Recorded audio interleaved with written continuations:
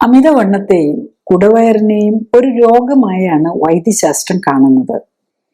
കൂടുതൽ ആരോഗ്യ പ്രശ്നങ്ങളിലേക്ക് നയിക്കുന്ന മറ്റ് പല രോഗങ്ങളുടെയും തുടക്കം ശരീരത്തിൽ അടിഞ്ഞിരിക്കുന്ന കൊഴുപ്പ് ഇമ്മ്യൂണിറ്റിയിൽ ഉണ്ടാക്കുന്ന അസന്തുലിതാവസ്ഥയാണ് എന്നാണ് ആധുനിക പഠനങ്ങൾ കാണിക്കുന്നത്.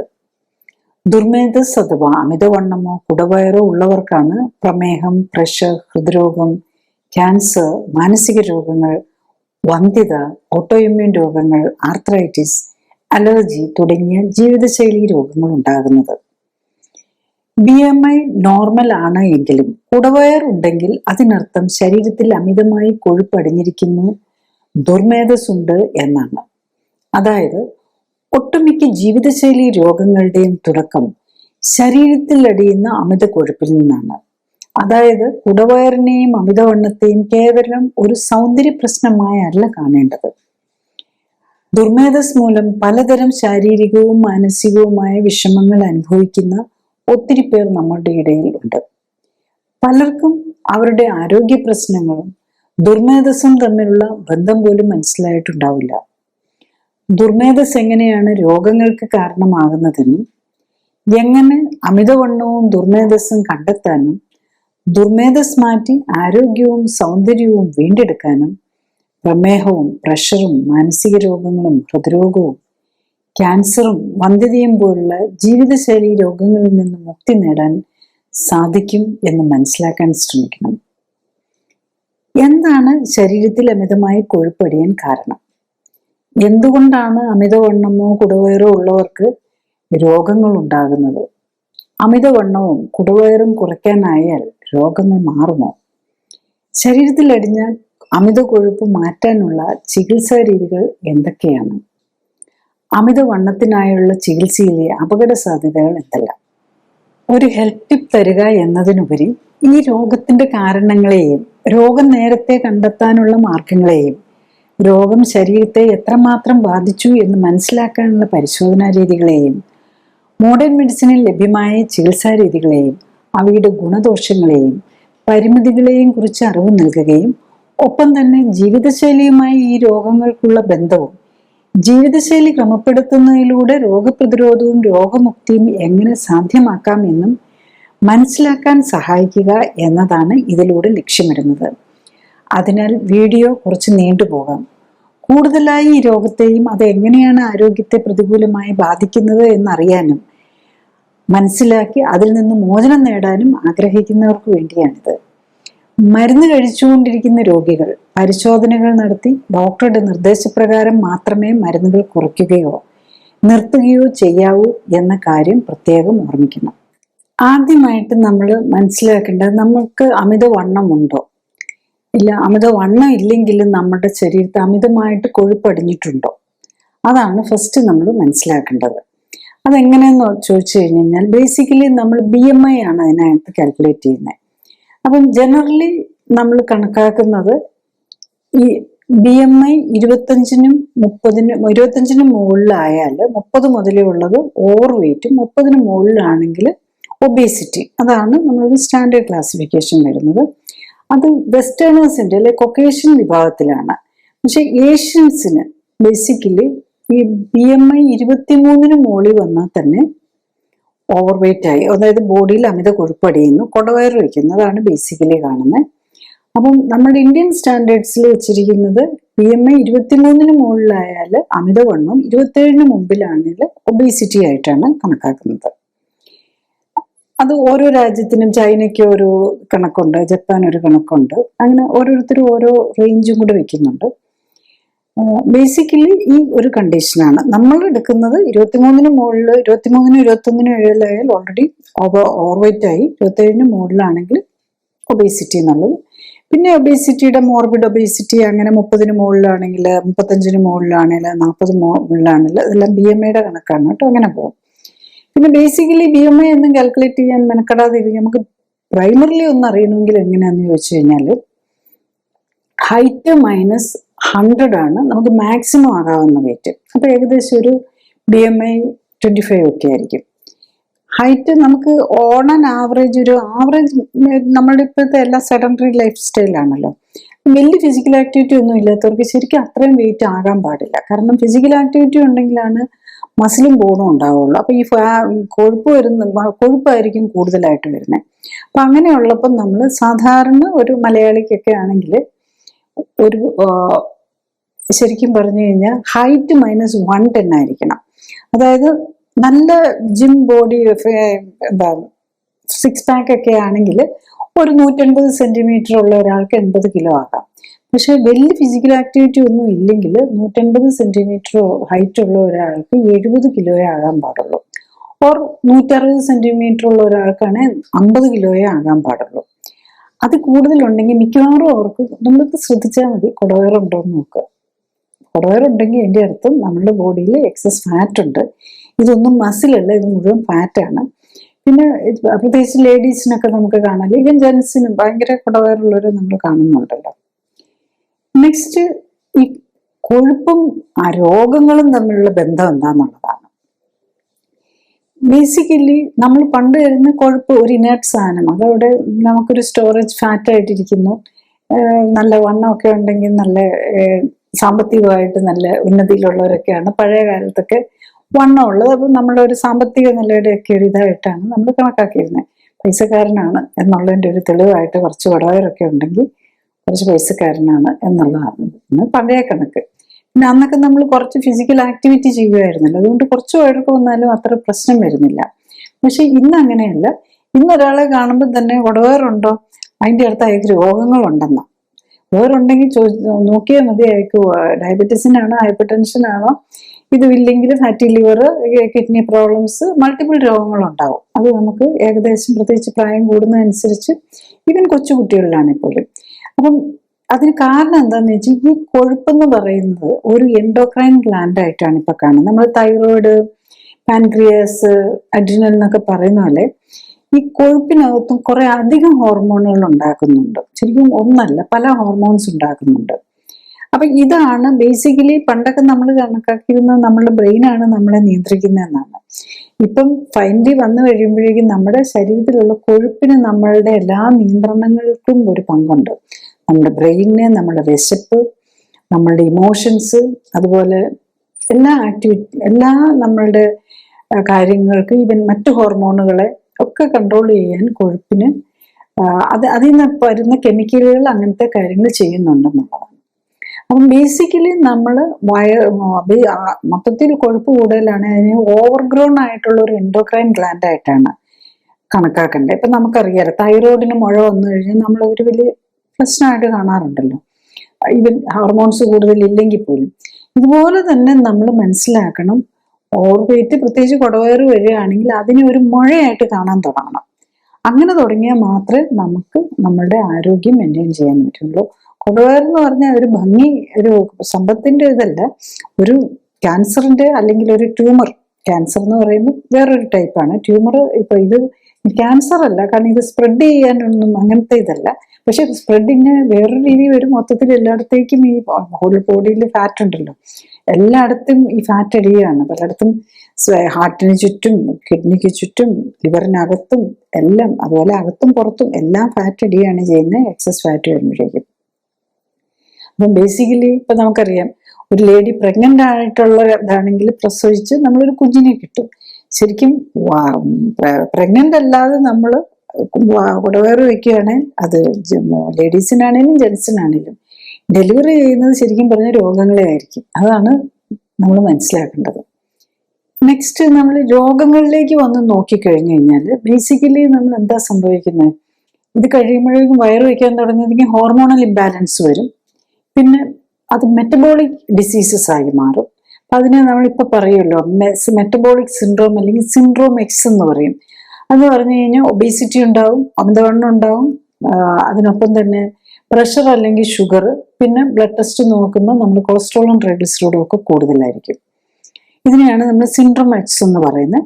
പിന്നെ അതിൽ നിന്നാണല്ലോ മറ്റ് heart attack, stroke, fatty liver, ഇങ്ങനെ ഓരോ രോഗങ്ങളും തുടങ്ങുന്നത് ശരിക്കും പറഞ്ഞു കഴിഞ്ഞാൽ ആദ്യം കൊഴുപ്പ് കൂടുതൽ വരും. അതിൻ്റെ കൂടെ ഈ രോഗങ്ങൾ ഓരോന്നോരോന്നായിട്ട് വരാൻ തുടങ്ങും.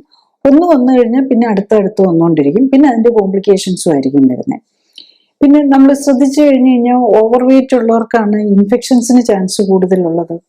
നമ്മൾ ഈ കോവിഡിന്റെ സമയത്തെ അല്ലെങ്കിൽ കോവിഡിൽ നിന്ന് നമുക്ക് കിട്ടിയ അറിവ് വെച്ച് നോക്കിക്കഴിഞ്ഞാലും നമുക്ക് മനസ്സിലാക്കാം, ഈ ഓവർ വെയിറ്റും ഒബേസിറ്റിയും ഉള്ളവർക്ക് കോവിഡ് വന്നു കഴിഞ്ഞാൽ കോംപ്ലിക്കേഷൻസിലേക്ക് പോകാനും മരണത്തിനുള്ള സാധ്യത ഒത്തിരി കൂടുതലായിരുന്നു.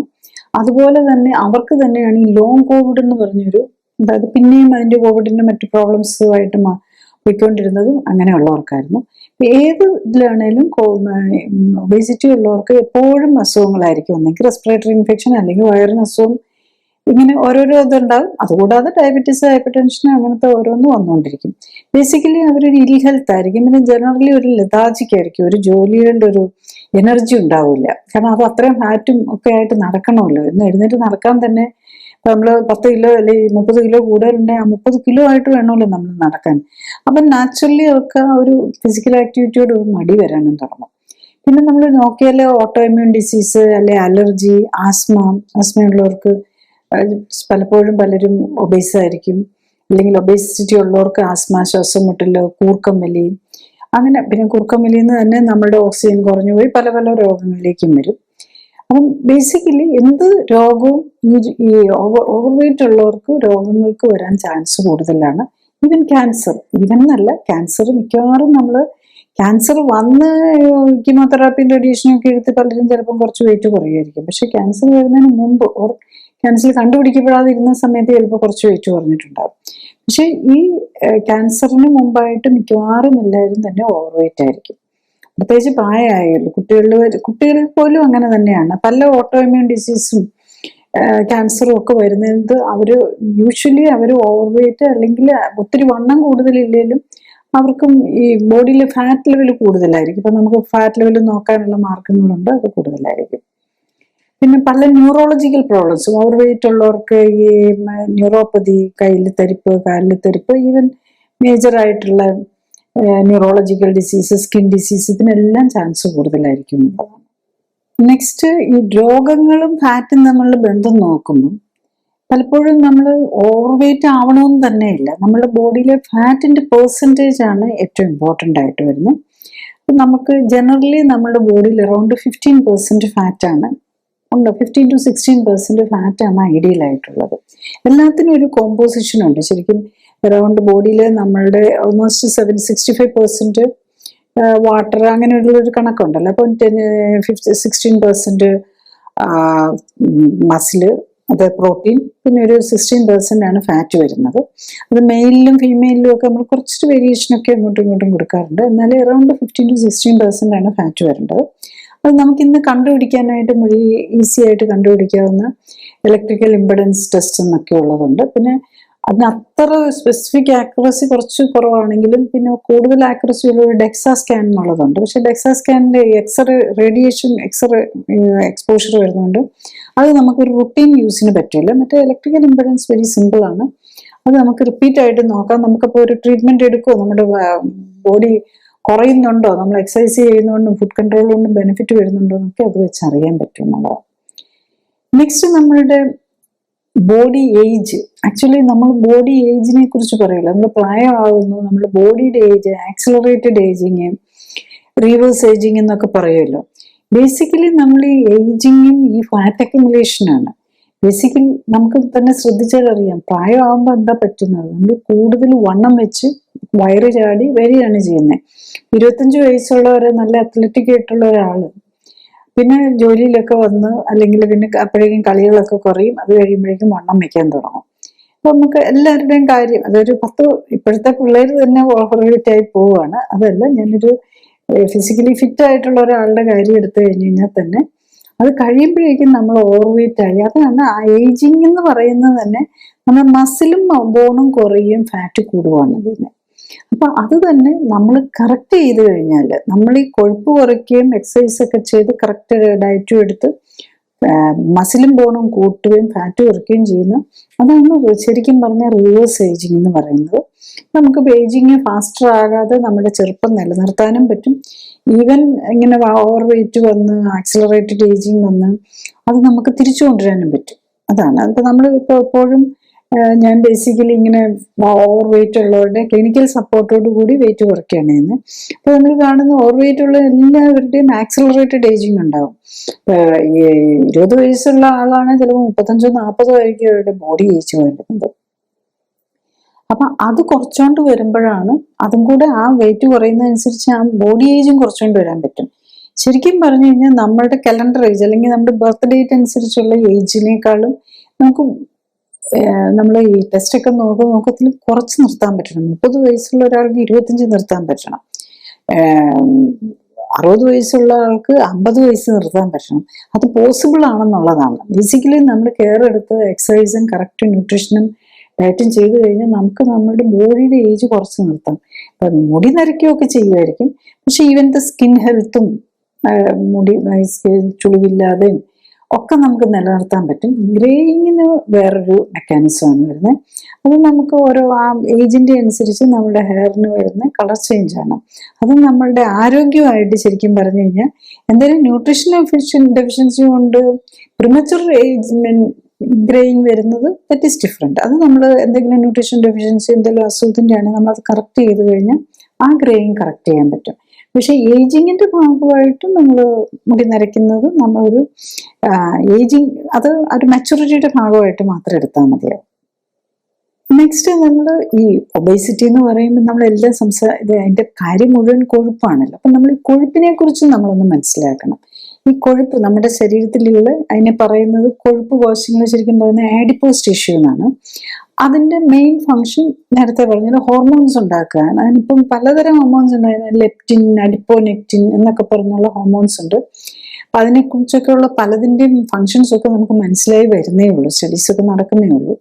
പിന്നെ ഇതൊരു എനർജി സ്റ്റോർ ആണ്. അപ്പൊ നമുക്ക് കൊഴുപ്പിന്റെ ഒരു പ്രത്യേകത എന്താണെന്ന് വെച്ചാൽ ഏറ്റവും കാർബോഹൈഡ്രേറ്റ് ആണല്ലോ നമ്മളിപ്പം ഒരു രീതി. പക്ഷെ കാർബോഹൈഡ്രേറ്റ് നമ്മുടെ ബോഡിയിൽ ഓൾമോസ്റ്റ് 1%, 1 കിലോ താഴെ ഒരു 50 ഗ്രാമേ ഉണ്ടാവുള്ളൂ. അതാണ് ഇമ്മീഡിയറ്റ് എനർജി ആയിട്ട് ഉപയോഗിക്കുന്നത്. ബാക്കി ലോങ് ടൈം സ്റ്റോറേജ് ആയിട്ട് വെക്കുന്നതൊക്കെ ഫാറ്റ് ആയിട്ടാണ്. നമുക്കറിയാലോ പെട്രോളും അതും എണ്ണയാണല്ലോ. ഇതുപോലെ ഒരു എണ്ണ ഫോർമാറ്റിലാണ് അത്. മറ്റേ കാർബോഹൈഡ്രേറ്റ് ആണ് ധാന്യം, മറ്റേ ഗ്ലൂക്കോസ് എന്നൊക്കെ പറഞ്ഞു. അപ്പൊ അതിനകത്ത് ഓക്സിജനും കൂടെ വരും. ഓക്സിജനും പോലും മാറ്റി കാർബണും ഹൈഡ്രജനും മാത്രമാക്കി ഹൈഡ്രോ കാർബൺ ആണ്. ആ ഫോർമാറ്റിൽ നമ്മൾ ഏറ്റവും കോമ്പാക്റ്റ് ആയിട്ട് സ്റ്റോർ ചെയ്ത് വെക്കുകയാണ് ഒരു സൈഡ്.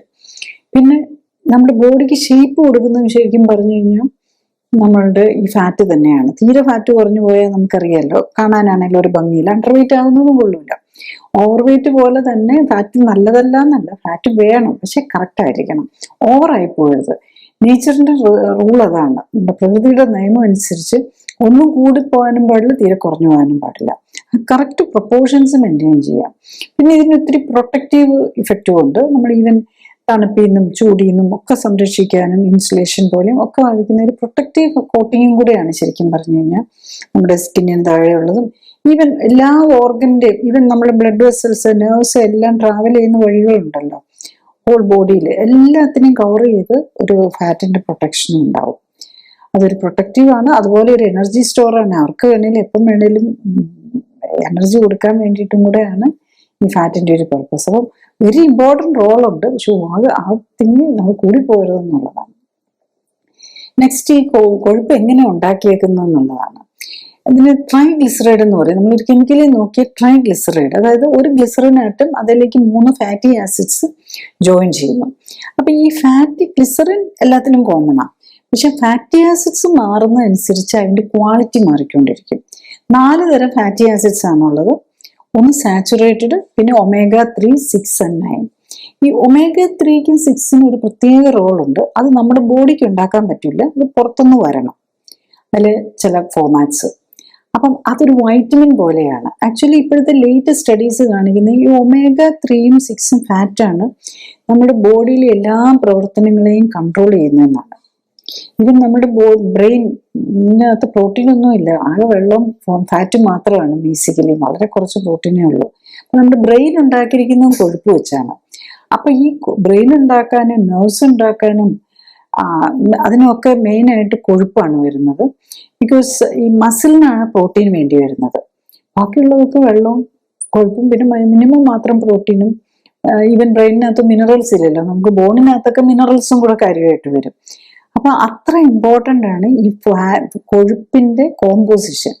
അപ്പൊ നമ്മളുടെ ബോഡിയിലെ ഏറ്റവും സ്ട്രക്ചറൽ ഇതിന് വേണ്ടത് omega-3, 6, 9 ആണ്. ഈ സാച്ചുറേറ്റഡ് ഫാറ്റിന്റെ മെയിൻ യൂസ് അത് നമ്മുടെ എനർജി സ്റ്റോറാണ്. പക്ഷെ ബോഡി ഉണ്ടാക്കാൻ നമ്മുടെ എല്ലാ സെല്ലുകളെയും കവർ ചെയ്യുന്ന സെൽ മെംബ്രെയിനും അതുപോലെ അതിനകത്തുള്ള കൊച്ചു കൊച്ചു ഓർഗനുകളുണ്ടല്ലോ. സെൽ മെംബ്രെയിൻ, സെൽ എന്ന് പറഞ്ഞാൽ ഒറ്റൊരു സാധനമല്ലല്ലോ, കുറെ കൊച്ചു കൊച്ചു ഇതുണ്ട്. ഇതിനെല്ലാം കവർ ചെയ്തുകൊണ്ട് മെംബ്രെയിൻസ് ഉണ്ട്. ഇതെല്ലാം ഉണ്ടാക്കിയിരിക്കുന്ന കൊഴുപ്പ് വെച്ചാൽ. അപ്പൊ ആ കൊഴുപ്പ് ആ കൊഴുപ്പിനകത്തെ ഫാറ്റി ആസിഡ്സ് ഏതാണെന്നനുസരിച്ചായിരിക്കും അതിന്റെ ഹെൽത്തും ക്വാളിറ്റിയും എല്ലാം ഡിസൈഡ് ചെയ്യുന്നത്. ഈവൻ ന്യൂട്രീഷൻ അങ്ങോട്ടും ഇങ്ങോട്ടും പോകാൻ പോലും ഇപ്പം നമുക്ക് omega-3, 6, 9 ഒന്നും ഇല്ല, ഉള്ളതെല്ലാം നമ്മൾ ഈ ഡാൽഡയും ഒക്കെ കഴിച്ച് സാച്ചുറേറ്റഡ് ഫാറ്റും അല്ലെങ്കിൽ ഹൈഡ്രജനേറ്റഡ് ഫാറ്റും ഒക്കെയാണ് നമ്മൾ കഴിക്കുന്നതെങ്കിൽ അതേ ഉണ്ടാവുള്ളൂ. ഫൈനലി നമ്മൾ സെല്ലുണ്ടാക്കാനും സെൽ വാൾ ഉണ്ടാക്കാനും ഈ സാച്ചുറേറ്റഡ് ഫാറ്റും ഡാൽഡെ പോലെയുള്ള ഹൈഡ്രജനേറ്റഡ് ഫാറ്റും ഒക്കെയാണ് യൂസ് ചെയ്യുന്നതെങ്കിൽ അതിൻ്റെ ഒരു ഹെൽത്തും ഫ്ലെക്സിബിലിറ്റിയും ഇല്ലാതെ വരും. അപ്പൊ ന്യൂട്രീഷൻ അകത്തോട്ട് കയറാനും വേസ്റ്റ് പുറത്തേക്ക് വിടാനും ഒക്കെ ബുദ്ധിമുട്ടുകൾ വരും. അപ്പം നമ്മളുടെ ഫാറ്റ് നമ്മുടെ ബോഡിയിൽ ആവശ്യത്തിനേ ഉണ്ടാകാൻ പാടുള്ളൂ. അതുപോലെ തന്നെ ഫാറ്റിനകത്തുള്ള ഫാറ്റി ആസിഡ്സിന്റെ കോമ്പോസിഷനും വളരെ ഇമ്പോർട്ടൻ്റ് ആണ്. ബേസിക്കലി omega-3, 6 കോമ്പോസിഷനാണ് ഏറ്റവും ക്രൂഷ്യലായിട്ട് വരുന്നത് നമ്മുടെ ബോഡിയിൽ.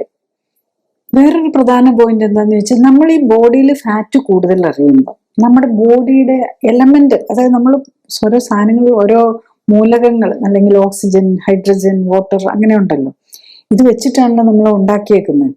അപ്പൊ അതിന്റെ പ്രൊപ്പോർഷനും തെറ്റുകയാണ്. ബേസിക്കലി നമ്മളുടെ ബോഡിയിലെ എലമെന്റൽ കോമ്പോസിഷൻ അല്ലെങ്കിൽ എന്തൊക്കെയാണ് ഉള്ളതെന്ന് ചോദിച്ചാൽ, ശരിക്കും പറഞ്ഞാൽ ഓക്സിജൻ ആണ് 65%, കാർബൺ ആണ് നെക്സ്റ്റ് മെയിൻ ആയിട്ട് വരുന്നത് 18.5%, പിന്നെ ഹൈഡ്രജൻ ആണ്, അതൊരു 9.5% വരും. പിന്നെ ഉള്ളത് നൈട്രജൻ ആണ്, അത് 3.5. ബാക്കി എല്ലാം കൂടെ കൂട്ടി ഒരു 4% വരുള്ളൂ. അതിൽ തന്നെ കാൽസ്യം ആണ് മെയിൻ ആയിട്ടുള്ള മിനറൽ ആയിട്ട് വരുന്നത്, അതൊരു 1.5% വരും. ഫോസ്ഫറസ് ഒരു 1% വരും. ബാക്കിയുള്ളതെല്ലാം വളരെ സ്മോൾ, 1% താഴെ, ഒരു എല്ലാം കൂടെ കൂട്ടി ഒരു 2% ഒക്കെ ഉണ്ടാവുള്ളൂ. അപ്പം നമ്മൾ പ്രോബ്ലം എന്താണെന്ന് വെച്ചാൽ, വെയിറ്റ് കൊഴുപ്പടിഞ്ഞ് നമ്മുടെ വെയിറ്റ് കൂടുമ്പോൾ എന്താ സംഭവിക്കുന്നത്, കാർബണും ഹൈഡ്രജനും, ഹൈഡ്രോ കാർബൺ ആണല്ലോ, അത് രണ്ടുമാണ് കൂടുന്നത്. ജനറലി നമ്മൾ സ്പീക്കിംഗ്, നമ്മൾ വെള്ളത്തിന്റെ അളവ് നമുക്ക് ഏകദേശം ഒരു 60 to 70% വാട്ടറാണ് നമ്മുടെ ബോഡിയിൽ ഉള്ളത്. അതിന്റെ പ്രൊപ്പോർഷനും തെറ്റുകയാണ് ചെയ്യുന്നത്. അപ്പൊ കൊഴുപ്പ് കൂടുന്നത്, കൊഴുപ്പിന് കാര്യം വേറൊന്നുമില്ല, ഈ ട്രൈഗ്ലിസറൈഡ് മാത്രമേ ഉള്ളൂ. അതിനകത്ത് ജസ്റ്റ് ഫാറ്റ് മാത്രമാണ്. ഫാറ്റ് എന്ന് പറഞ്ഞാൽ ഹൈഡ്രജനും കാർബണുമാണ്. അപ്പൊ നമ്മുടെ ഈ ബോഡിയിലെ എലമെന്റൽ കോമ്പോസിഷൻ തന്നെ തെറ്റും. നമുക്കറിയാം നമ്മുടെ നേച്ചറുമായിട്ട് നമ്മുടെ വാട്ടറും ഒക്കെ തമ്മിൽ ബന്ധമുണ്ട്. അപ്പം നമുക്ക് അറിയാം ഈ വേലിയേറ്റം, വേലിയിറക്കം, അതുപോലെ ഫുൾമൂണും അല്ലെങ്കിൽ അമാവാസി ദിവസമൊക്കെ തമ്മിൽ വേരിയേഷൻ വരുമല്ലോ. അപ്പൊ അതുപോലെ തന്നെ നമ്മളുടെ ബോഡിയും അഫക്റ്റ് ചെയ്യുന്നുണ്ട്. ഇപ്പൊ സൈക്യാട്രിക് പ്രോബ്ലം അല്ലെങ്കിൽ ചിലതരം ആസ്മയൊക്കെ ഉള്ളവർക്ക് പലപ്പോഴും ഈ വാവും ഒക്കെ ആയിട്ട് ബന്ധം വരുന്നുണ്ടല്ലോ. അതെന്താന്ന് ചോദിച്ചാൽ, നമ്മളുടെ ആകർഷണം, നമ്മളുടെ മറ്റ് ഗ്രഹങ്ങളും ഒക്കെ തമ്മിലുള്ള ആകർഷണം, ഇതെല്ലാം നമ്മളെ ബാധിക്കുന്നുണ്ട്. അപ്പൊ നമ്മളുടെ ഉള്ളിലെ വെള്ളം കുറയുകയും അല്ലാത്ത ഈ കൊഴുപ്പെല്ലാം കൂടുകയും ചെയ്യുമ്പോൾ നമ്മളുടെ ഈവൻ മാനസിക ഫിറ്റ്നസ്സും ഇതിനെല്ലാം അഫക്റ്റ് ചെയ്യുന്നുള്ളതാണ്. നെക്സ്റ്റ്, ഈ വെയിറ്റ് കുറയ്ക്കാൻ അല്ലെ ഒബേസിറ്റി ഉള്ളവർക്ക് വേണ്ടി എന്ത് ട്രീറ്റ്മെന്റ് ആണ് ഉള്ളതെന്നുള്ളതാണ്. നമുക്കെല്ലാം അറിയാം, ഭക്ഷണം കൂടുതൽ കഴിച്ചുകൊണ്ടാണ് വെയിറ്റ് കൂടുന്നത്. അതുപോലെ ഫിസിക്കൽ ആക്ടിവിറ്റി കുറയുക. ആകെ 2 മാർഗ്ഗമേ ഉള്ളൂ, ഒന്ന് ഭക്ഷണം കുറയ്ക്കുക, ഒന്ന് എക്സസൈസ് ചെയ്യുക. അതാണ് ചെയ്യേണ്ടത്. അത് ചെയ്യാൻ പറ്റാതെ, ഇതുകൊണ്ട് കുറയാതെ വരുമ്പോഴാണ് പലപ്പോഴും മെഡിക്കേഷനെ കുറിച്ച് ചിന്തിക്കുന്നത്. ഇപ്പൊ സാധാരണ എന്ത് രോഗമായിട്ട് ചെന്നാലും, പ്രഷർ ആണേലും കൊളസ്ട്രോൾ ആണേലും ഡയബറ്റീസ് ആണേലും ആർത്രൈറ്റിസ് ആണേലും എപ്പോഴും ഡോക്ടേഴ്സ് പറയും വെയിറ്റ് കുറയ്ക്കാൻ. പക്ഷെ ആരും വെയിറ്റ് കുറയ്ക്കാൻ പറ്റാത്തതുകൊണ്ട് മാത്രമാണ് ഡോക്ടർമാർക്ക് മരുന്ന് എഴുതി തരേണ്ടി വരുന്നത്. ഡയബറ്റീസ് 10 കിലോ ഒക്കെ കുറഞ്ഞാൽ പോകാത്ത ഡയബറ്റീസ് ഉണ്ടാവില്ല, പക്ഷെ അങ്ങനെ പറ്റുന്നില്ല എന്നുള്ളതാണ്. പലർക്കും. അതെന്താന്ന് വെച്ച് കഴിഞ്ഞാൽ മടിയാണ്, എക്സസൈസ് ചെയ്യാനും മടിയാണ്, ഭക്ഷണം കൺട്രോൾ ചെയ്യാനും മടിയാണ്. ചുറ്റും ഇഷ്ടംപോലെ ഭക്ഷണമുണ്ട്, അത് നമ്മൾ ഈ ടേസ്റ്റ് മേക്കേഴ്സും അതും ഇതും എല്ലാം ഇട്ട് ഉണ്ടാക്കി വെച്ചിരിക്കുന്ന. പിന്നെ ഇപ്പോൾ ആണെങ്കിൽ നമ്മൾ ഉണ്ടാക്കാൻ പോലും മെനക്കെടേണ്ട ബേക്കറി ഐറ്റംസ് ഇഷ്ടം പോലെ ഉണ്ട്. ഈവൻ ഫോണിൽ സ്വിഗ്ഗി എല്ലാം നമുക്ക് എപ്പം വേണേലും ഓർഡർ കൊടുത്താൽ ഒരു ഭക്ഷണം, ഒരു അഡ്വർടൈസ്മെന്റ് കാണുമ്പോൾ ആ സാധനത്തിനോട് കൊതി വന്ന് അപ്പം നമ്മൾ ഫോണിൽ ഓർഡർ ചെയ്ത് വീട്ടിൽ കിട്ടുന്ന ഒരു സാഹചര്യമാണ് ഇപ്പോൾ ഉള്ളത്. അപ്പൊ അതുകൊണ്ട് തന്നെ ഫുഡിന്റെ പ്ലെന്റി ആയിട്ട് ഫുഡും അത് ഈ നമ്മളുടെ ടേസ്റ്റ് ഒക്കെ മാസ്ക് ചെയ്ത് സാധനങ്ങളും കൂടെ ആകുമ്പോൾ, അല്ലെങ്കിൽ ഹൈപ്പർ പാലറ്റബിൾ ഫുഡ്, അതാണ് നമ്മൾ ഈ ആർട്ടിഫിഷ്യലി കളറും പ്രിസർവേറ്റീവ്സും ടേസ്റ്റ് മേക്കേഴ്സും ഒക്കെയുള്ള ഫുഡും കൂടെ വരുമ്പോൾ നമുക്ക് കൺട്രോൾ ചെയ്യാനും പറ്റാതെ വരും. അപ്പം അങ്ങനെ വരുമ്പോൾ നമ്മൾ റിഡക്ഷന് വേണ്ടിയിട്ട് ഇപ്പം എന്താ ട്രീറ്റ്മെന്റ് ആയിട്ട് കൊടുക്കുമ്പോൾ എന്താ ചെയ്യുന്നതെന്ന് വെച്ച് കഴിഞ്ഞാൽ, നമ്മൾ കഴിക്കുന്ന ഭക്ഷണം അബ്സോർബ് ചെയ്യാതിരിക്കാനായിട്ട്, പിന്നെ അല്ലെങ്കിൽ അപ്പറ്റൈറ്റിനോടുള്ള വിശപ്പ് വരുത്താതിരിക്കാൻ വേണ്ടിയിട്ട്. ഈ മരുന്നുകളൊക്കെ പലപ്പോഴും ബ്രെയിനിൽ ആക്ട് ചെയ്ത് വിശപ്പിനെ കൺട്രോൾ ചെയ്യുന്ന മരുന്നുകൾ, അല്ലെങ്കിൽ വയറിനുള്ളിൽ നിന്ന് ഭക്ഷണം അബ്സോർബ് ചെയ്യാതിരിക്കാൻ വേണ്ടിയിട്ട്. ഇതിപ്പോ ഈവൻ സർജറി ആണെങ്കിലും ഇത് വയറിനുള്ളിൽ നിന്ന് ഭക്ഷണം അബ്സോർബ് ചെയ്യാതിരിക്കാൻ ചില ഈ കുടലിന്റെ ഭാഗങ്ങളൊക്കെ മറിച്ച് മാറ്റുമ്പോൾ കുറച്ച് അപ്പറ്റൈറ്റ് കൺട്രോളിനും കുറച്ചൊക്കെ ബെനിഫിറ്റ് കിട്ടും. ഇതൊക്കെയാണ് ഇതിനകത്ത് ബേസിക്കലി ഇത് തന്നെയാണ്. അതായത് നമ്മൾ എന്ത് ഇതാണേലും ഇതിൽ വരുന്നത് ഭക്ഷണം അബ്സോർബ് ചെയ്യുന്നതുകൊണ്ടാണ്. അപ്പൊ അബ്സോർപ്ഷനെ കുറയ്ക്കുക, ഭക്ഷണം കഴിക്കുന്നതിനെ കുറപ്പിക്കുക, ഇതാണ് നമ്മൾ ചെയ്യുന്നത്. അതിൽ പല മരുന്നുകളും വന്നിട്ട് നമ്മളത് വിത്ഡ്രോ ചെയ്യേണ്ടി വരുന്നു. അതെന്തുകൊണ്ടാന്ന് ചോദിച്ചു കഴിഞ്ഞാൽ, നേരത്തെയൊക്കെ പല മരുന്നും ഇങ്ങനെ ഇതിന് വേണ്ടിയിട്ടുണ്ടായിരുന്നു. പക്ഷെ അതെല്ലാം നിർത്തിപ്പോവാണ് ചെയ്ത്. അത് വർഷങ്ങളായിട്ട് ഞാനിപ്പോൾ ഓർക്കുന്നു, ഞാനൊക്കെ ഈ പ്രാക്ടീസ് തുടങ്ങുന്ന കാലത്ത് നമ്മളൊക്കെ വളരെ ഞാൻ ഉപയോഗിക്കുമ്പോൾ മാക്സിമം ഒരു 2 or 3 months മാത്രം കൊടുത്തിരുന്ന മരുന്നാണ്. അതായത് അവർ തുടങ്ങുന്ന സമയത്ത് ഭയങ്കര പലർക്കും ഫുഡ് കൺട്രോളിനുള്ള ബുദ്ധിമുട്ടുണ്ടാകും. പക്ഷെ അതൊക്കെ ഈവൻ 40 years ബാക്ക് മുതൽ ഉണ്ടായിരുന്ന മരുന്ന് ഒരു 10 or 15 years ബാക്ക് അതൊക്കെ ബാൻ ചെയ്തു. എത്രയോ വർഷങ്ങൾ, 10-50 വർഷം മാർക്കറ്റിൽ ഉണ്ടായിരുന്ന മരുന്ന് വിശപ്പ് കുറയ്ക്കുന്ന, അതൊക്കെ എന്താണെന്ന് വെച്ചാൽ ആൾക്കാർ വെറുതെ മേടിച്ചുകൊണ്ടിരുന്ന് കഴിച്ചുകൊണ്ടിരിക്കും, ഫുഡും കൺട്രോൾ ചെയ്യല, മരുന്ന് മാത്രം കഴിക്കും. അപ്പൊ അതിനൊക്കെ എന്തോ ഹാർട്ടിന് പ്രോബ്ലം വന്നു എന്നൊക്കെ പറഞ്ഞ് നമ്മളതൊക്കെ നിർത്തിപ്പോയി. ഇപ്പൊ ആകെ ഒരു മെയിൻ ആയിട്ടുള്ള ഒരു മരുന്ന് ഇപ്പം നമുക്ക് മാർക്കറ്റിലുള്ളത് ശരിക്കും പറഞ്ഞു കഴിഞ്ഞാൽ, ഇപ്പം അത് ശരിക്കും ഡയബറ്റീസിന് വേണ്ടിയിട്ട് ഡെവലപ്പ് ചെയ്ത മരുന്നാണ്, ഡയബറ്റീസിനായിരുന്നു. പക്ഷെ ഈ അടുത്ത കാലത്ത് അത് അതിനെക്കുറിച്ച് പലപ്പോഴും കാണാം നെറ്റിലൊക്കെ, ബ്ലാക്ക് മാർക്കറ്റിൽ ഈ മരുന്ന് മേടിച്ച് ഇഞ്ചക്ഷൻ ആയിട്ട് എടുക്കുന്ന ഒരു മരുന്നാണ്. അത് GLP-1 അഗനിസ്റ്റ് ഓർ ഇൻക്രിപ്റ്റിൻ മയോമെറ്റിക്സ് എന്നൊക്കെ പറഞ്ഞ ഒരു മെഡിസിൻ ആണ്. അതിന്റെ ഇഫക്റ്റ് എങ്ങനെയാന്ന് വെച്ചാൽ, അത് ഇൻസുലിന്റെ പ്രൊഡക്ഷൻ കൂട്ടും. അതുപോലെ ഇൻസുലിന് പാരലായിട്ട് പ്രവർത്തിക്കുന്ന ഒരു ഹോർമോണാണ് ഗ്ലൂക്കഗോൺ. അപ്പൊ ഗ്ലൂക്കഗോണിനെയാണ് അതാണ് GLP-1 അഗനിസ്റ്റ് എന്ന് പറയുന്നത്, ഗ്ലൂക്കഗോൺ ലൈക്ക് പെപ്റ്റൈഡ് 1 അഗനിസ്റ്റ്. ആ ഒരു ആക്ടിവിറ്റിയാണ് അത് വരുത്തുന്നത്. അപ്പൊ എന്താന്ന് വെച്ചാൽ, നമുക്ക് വേണ്ടപ്പോൾ നമുക്ക് ഗ്ലൂക്കോസ് ആവശ്യത്തിന് ഉണ്ടാക്കുക എന്നുള്ളതാണ് ആ ഒരു ഹോർമോണിന്റെ പണി. അതിനെ ഒരു ബ്ലോക്ക് ചെയ്യുന്നത് പോലെ വരും. അതാണ് ലിറാഗ്ലൂട്ടൈഡ്, സെമാഗ്ലൂട്ടൈഡ് എന്നൊക്കെ പറഞ്ഞ മരുന്നുകളാണത്.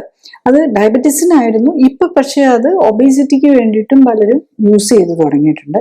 അപ്പൊ അത് അതിൽ ശരിക്കും പറഞ്ഞാൽ ആർക്കാണ് അത് ശരിക്കും ബെനിഫിറ്റ് എന്ന് ചോദിച്ചു കഴിഞ്ഞാൽ, ഒരു ഷോർട്ട് ടൈമിൽ നല്ല കറക്റ്റായിട്ടൊരു ശരിക്കും ഇതൊക്കെ ഉപയോഗിക്കുമ്പോൾ നമ്മൾ ക്ലിനിക്കൽ സപ്പോർട്ടോടെ മാത്രമേ ചെയ്യാൻ പാടുള്ളൂ. അപ്പം ക്ലിനിക്കൽ സപ്പോർട്ടോടെ ഒരു വെയിറ്റ് റിഡക്ഷൻ ഒക്കെ എടുക്കുകയാണ്, അതായത് ഡയറ്റ് കൺട്രോൾ ചെയ്ത് എക്സസൈസും ചെയ്തുകൊണ്ട് ചെയ്യുമ്പം ചിലർക്ക് വിശപ്പ് കൺട്രോൾ ചെയ്യാൻ, ഫുഡിനോടുള്ള ആ ക്രേവിങ് ഭയങ്കര കൂടുതലായിരിക്കും.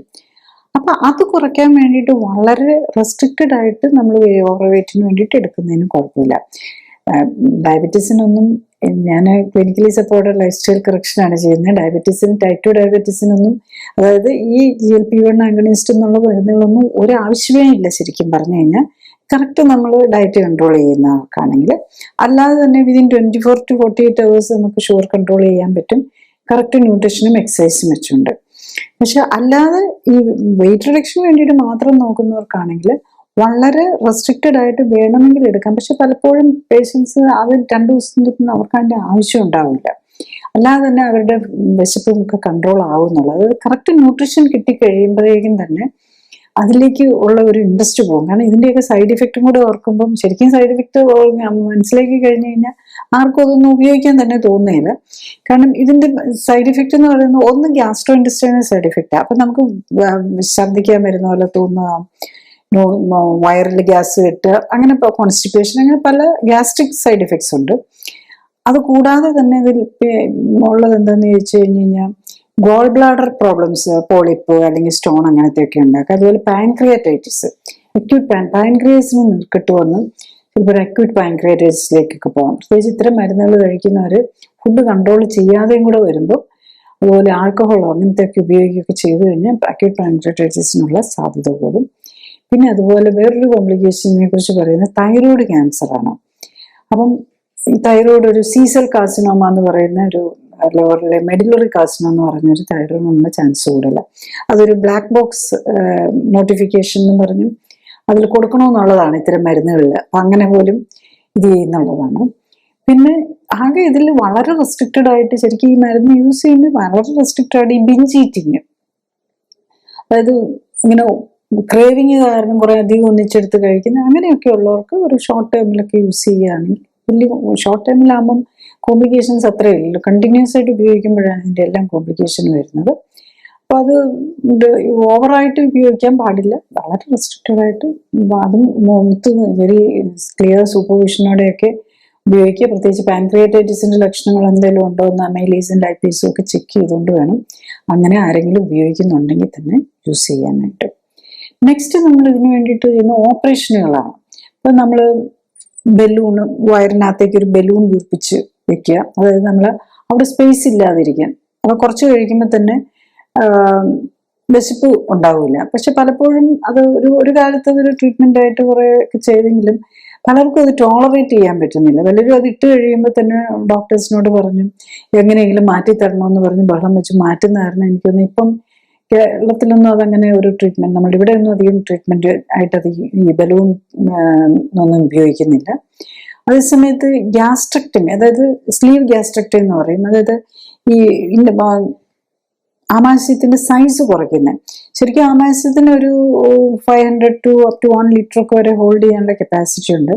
അതിനെ ഒരു 15 to 20 ml മാത്രമാക്കി കുറയ്ക്കുക, അതായത് ആമാശയം നമ്മൾ കട്ട് ചെയ്ത് കുറയ്ക്കുക, അതാണ് അതിൽ ചെയ്യുന്നത്. പിന്നെ നമ്മുടെ ചെറുകുടലിനെ കുറച്ച് ഭാഗം കട്ട് ചെയ്ത് കളയുക, അല്ലെങ്കിൽ അതിനെ ബൈപ്പാസ് ചെയ്ത് അതിൻ്റെ കുറെ കൂടെ താഴത്തിൽ അതിനെ ബ്ലൈൻഡ് ആക്കി ഇടുക.